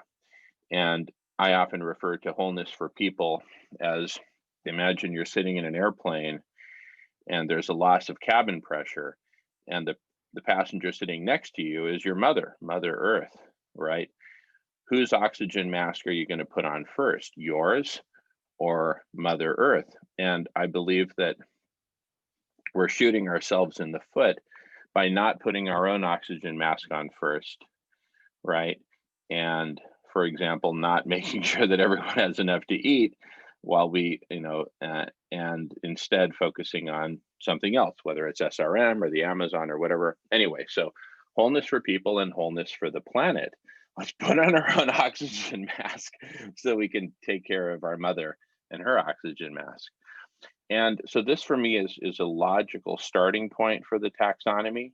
And then from there, we can then say, okay, well, what do people need in order to be whole? Well, we have physical needs. We need food, shelter, wellness, clothing, etc. Right?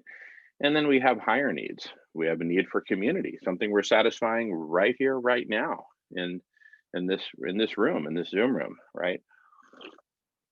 We're actually meeting lots of needs: community, culture, story, purpose. A lot of check boxes are getting checked off in this room, but it's important to categorize these. And then for what does the planet need to be whole? Well, the planet needs clean air and an appropriate blanket of greenhouse gases, not this massively thick blanket that's choking us, suffocating us now. We need whole land, whole ecosystems, wholeness for species, et cetera, right? So this is the beginning.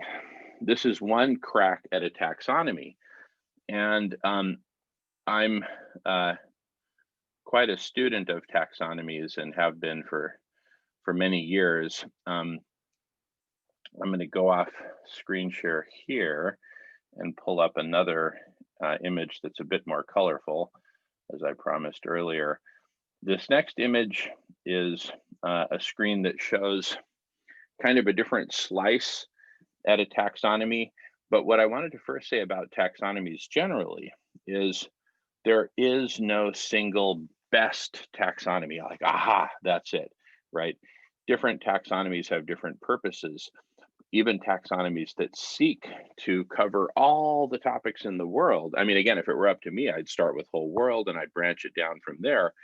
But there are other taxonomies that may make more sense to other people for different purposes. So there is no one best taxonomy. So when I was at Microsoft, I developed a concept of a Wixonomy, a wiki taxonomy, or a wiki of taxonomies. Wixonomy, Wixonomy. And the idea being that we have a space where, kind of like what GitHub is for open source software, we could have a GitHub for taxonomies, and people could borrow other people's taxonomies, build off of them, mash them up, etc. So let me show this other taxonomy, which is a single slide I'll show, and it shows taxonomies of basically world problems and world solutions, which some of you have seen before. So first, let's look at the different horizontal strata before we get into the weeds of the details here. Look at the different horizontal slices.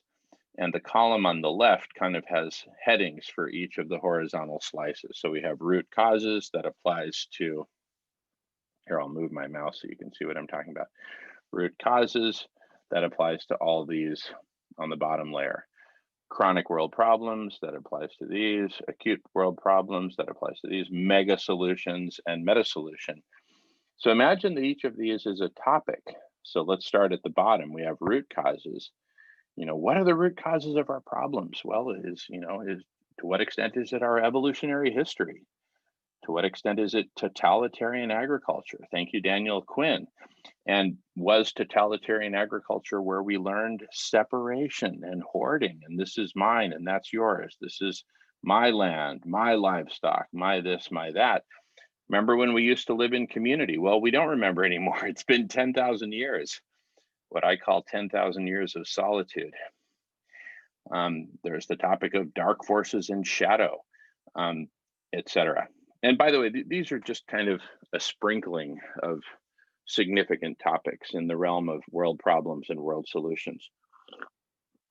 And we're actually going to get to your topic of app. It's actually here, Ananda, for example. So we'll get to that. So we have chronic world problems like overpopulation, politics, economics, and our entire set of living arrangements is one sticky ball of world problems, right? Organized crime, right? The shadow governments represented by organized crime.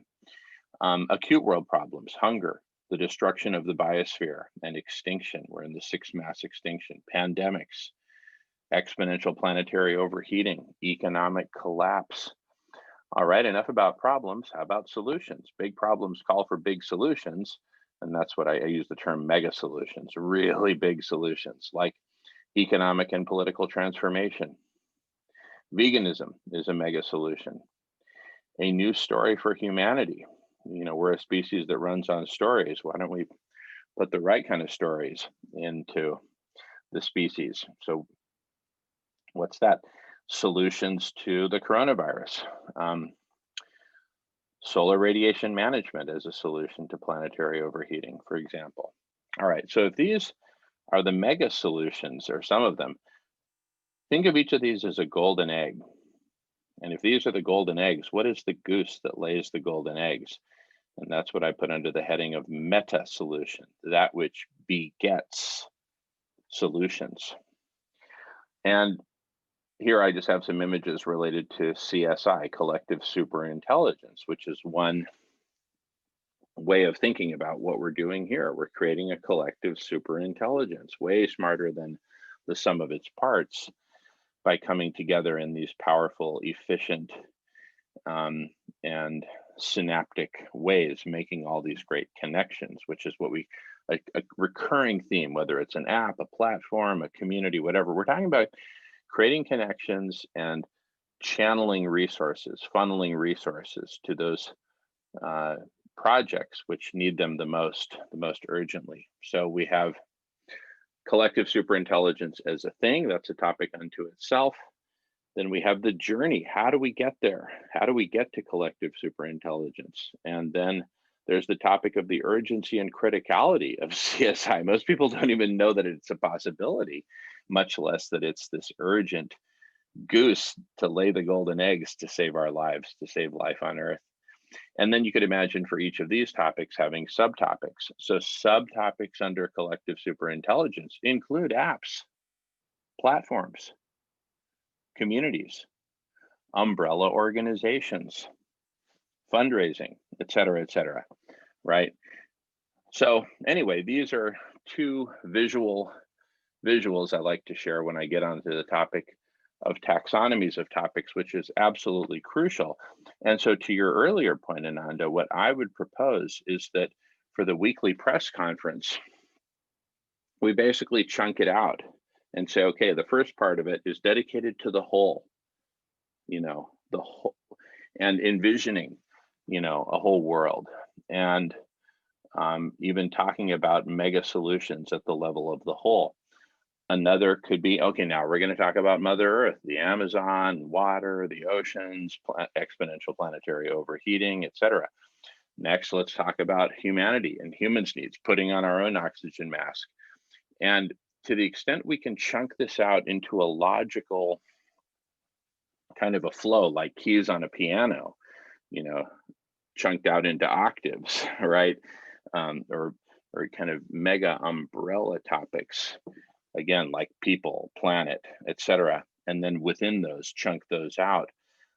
Then I think we can start to, I think by having this kind of structure, it'll be a lot easier for people to kind of find their topics and projects that they're most interested in, or find out where to plug in to present their topic or project. So I think that's something we can strive for. I think it'd be very valuable. So anyway, that's what I had to, in answer to your question about categories or topics. That's one thing I have to offer. Going on. Yeah, you put a lot of work and thought into that, and a lot of your experience and history has all gone into all that. I appreciate that very much. We're all being called out right now to do what we're here to do. Every one of us has talents and faculties, and every one of us is being called out to use those at every moment. And everything you talked about is under the category of what I call the and. We can support a worldwide open source universal umbrella organization. And then we can talk about a whole, you know, you can put a year-long schedule together for that, you know. or people will come, they'll already come with the passions they're already passionate about. Part of the reason why the ego is happening is because people don't want to leave their baby and think that they have to join another group or do another thing or have another conference call or join another, Zoom call. If everything is in how it's presented, everything. So if we present it in a way where we want you to do your and there's lots more ands to talk about. We can spend a whole conversation on any one of those topics, Jamin, that you just outlined. That's a year-long conference right there. We've already got the agenda and everything. That's the and.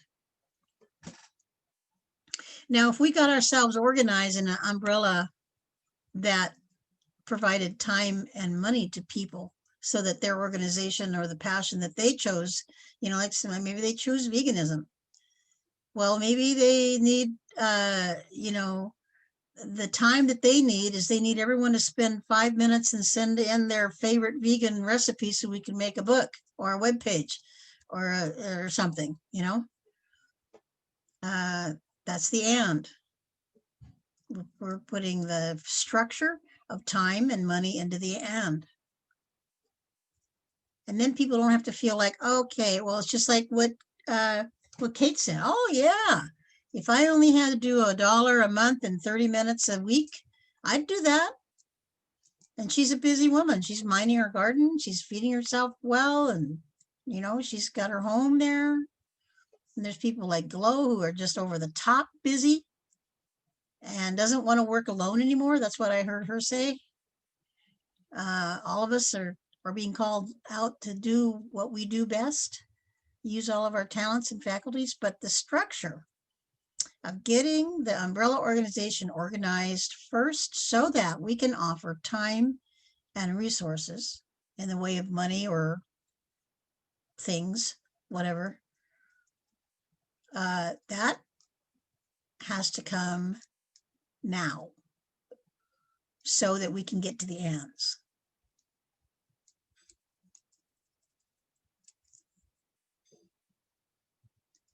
It's not instead of,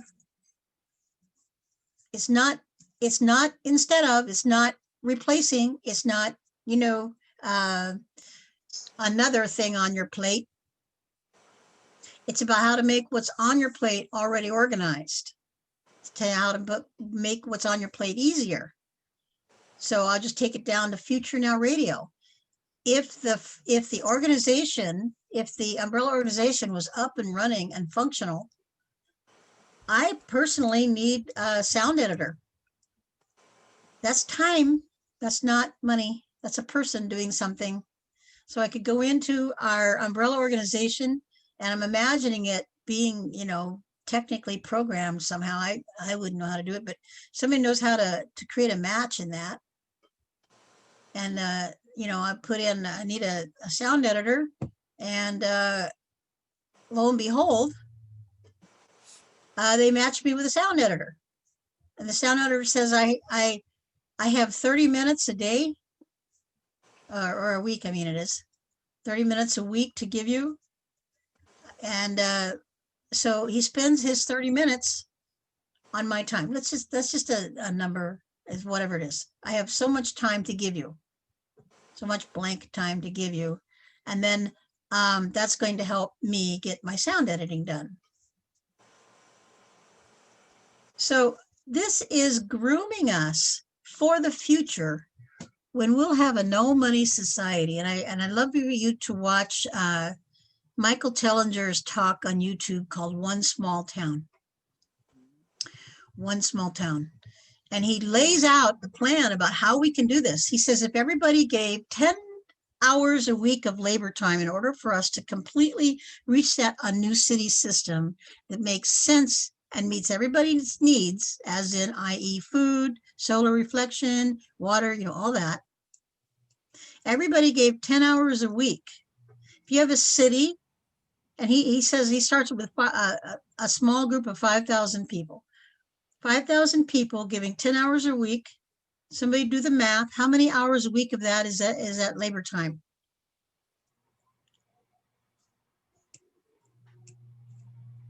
You want me to tell you? Well, let's take it 50,000. smaller. Yeah, I was thinking, wasn't it only like 4 hours a week? I could be wrong. Well, let's just use 10 hours for purposes of doing math. 10 hours a week, 5,000 people, that's 50,000 hours a week of free labor time. So we need to build greenhouses. We need to ship food. We need to sew clothing. We need to survey all of our resources we have in town. We have 50,000 hours a week to spend. Yeah, okay. Now, not only that, but everybody puts in $1 a month. Now we have $5,000 a month, every month coming in, and 50,000 hours of free labor time. So he says that we're not going to ignore technology. We're going to use it. So we're going to build a chip card, you know, that you spend. And so when you've spent your 10 hours a week, you get it loaded onto your chip card, just like they load on your food stamps. And they load it onto this chip card, and you can take this chip card around to any store that, or any place that acknowledges what you need. You put your chip card in, they go, okay, I see that you've put your 10 hours a week in every week. Very good. Go ahead and help yourself to whatever you need here in the store, because everything is available to everyone. That takes out the greed, that takes out the crime, that takes out the hoarding, takes all of that out, because everything is available to everyone. And the only thing you need to do is put in 10 hours a week and $1 a month.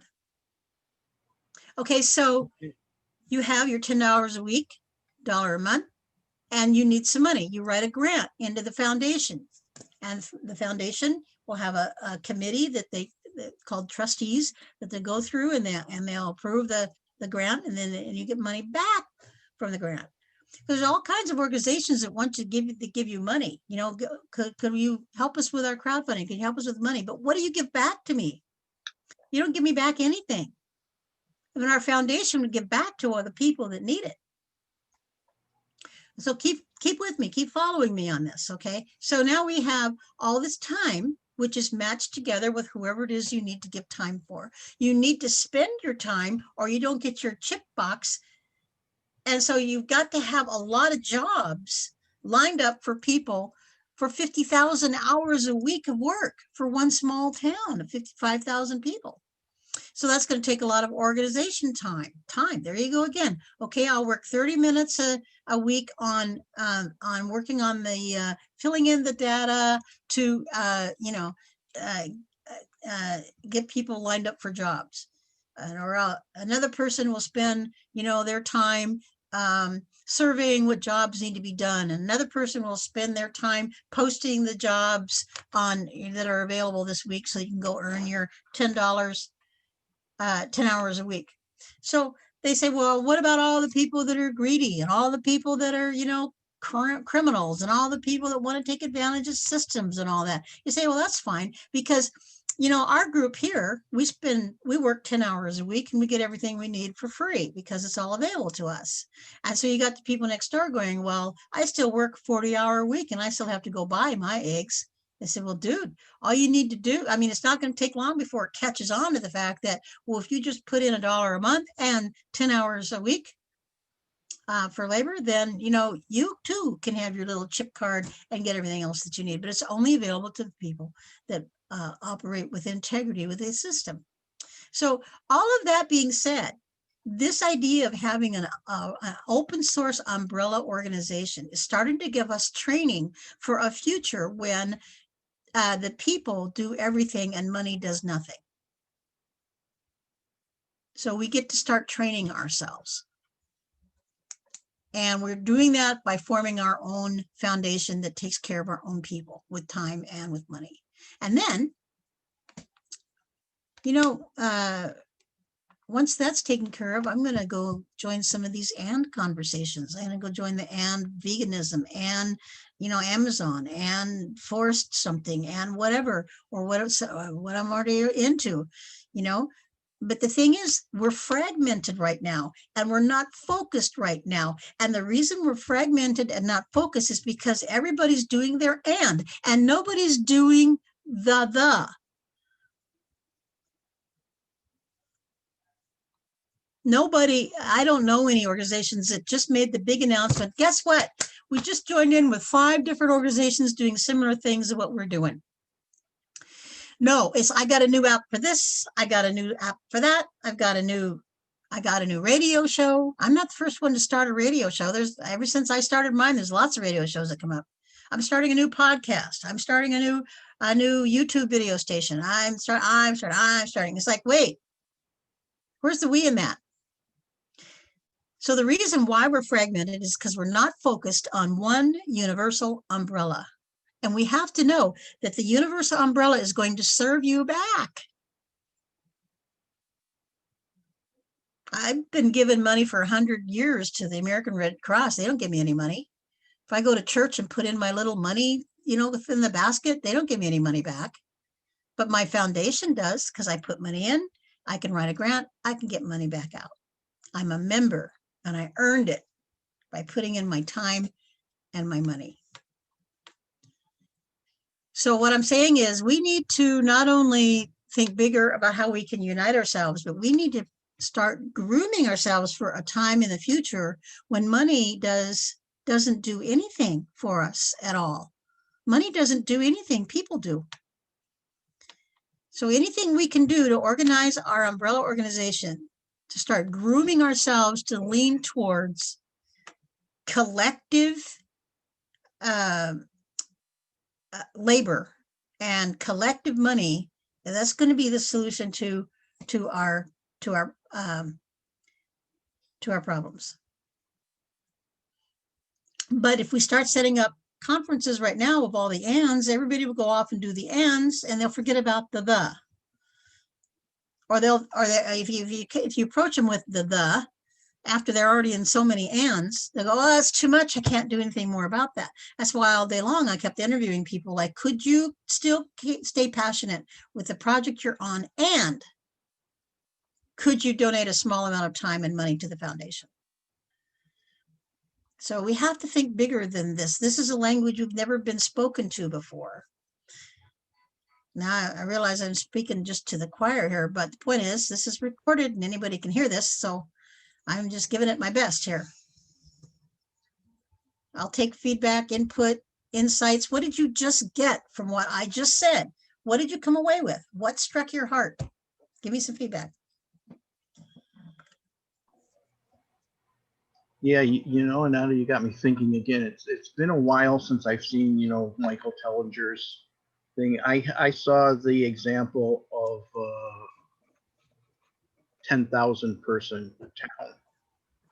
And the thing that it seemed to me like they were burying the lead in that whole program, because the one thing he offers is, and what makes, I think is the key, but they really just kind of gloss over it. He says he will provide technology for unlimited power, free energy for the town to use.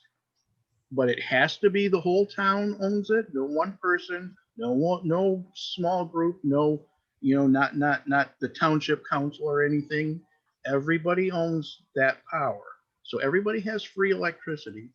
Next step they do is they survey all the buildings in the town, all the unused buildings, especially in factories, which in America is littered with right now. And they decide on what they'll convert these to as far as some kind of production.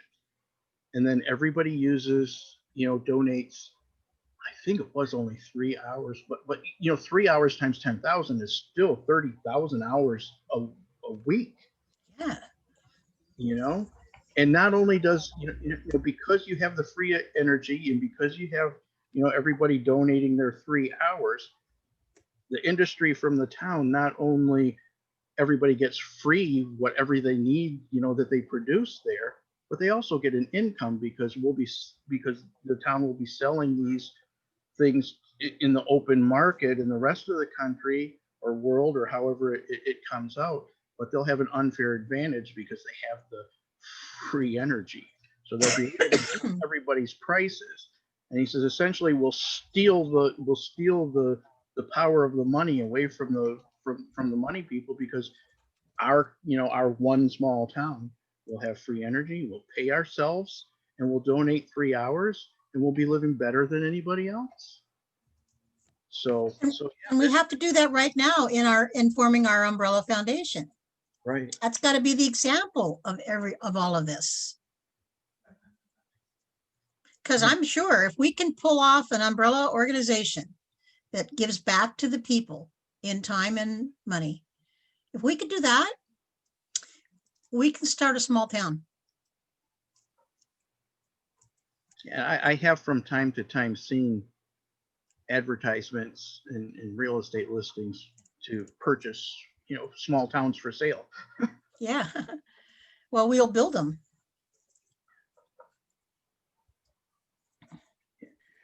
Why don't we start right here and build our first town in the cloud? A virtual town, right? And I'd like to nominate Ananda for mayor, and we can. No, really. I mean, let's put it into practice, and then we can, here here we are with a town, having a town council meeting, right? What are the projects that we want to focus on first? Is it a conference? Is it the press conference? Is it building a platform or an app? Is it building a nonprofit organization? Like, what do we want to do first? What's kind of the highest priority?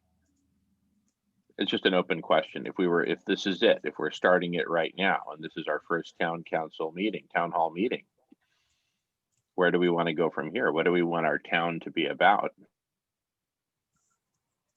Good point. I think we've done that all day long.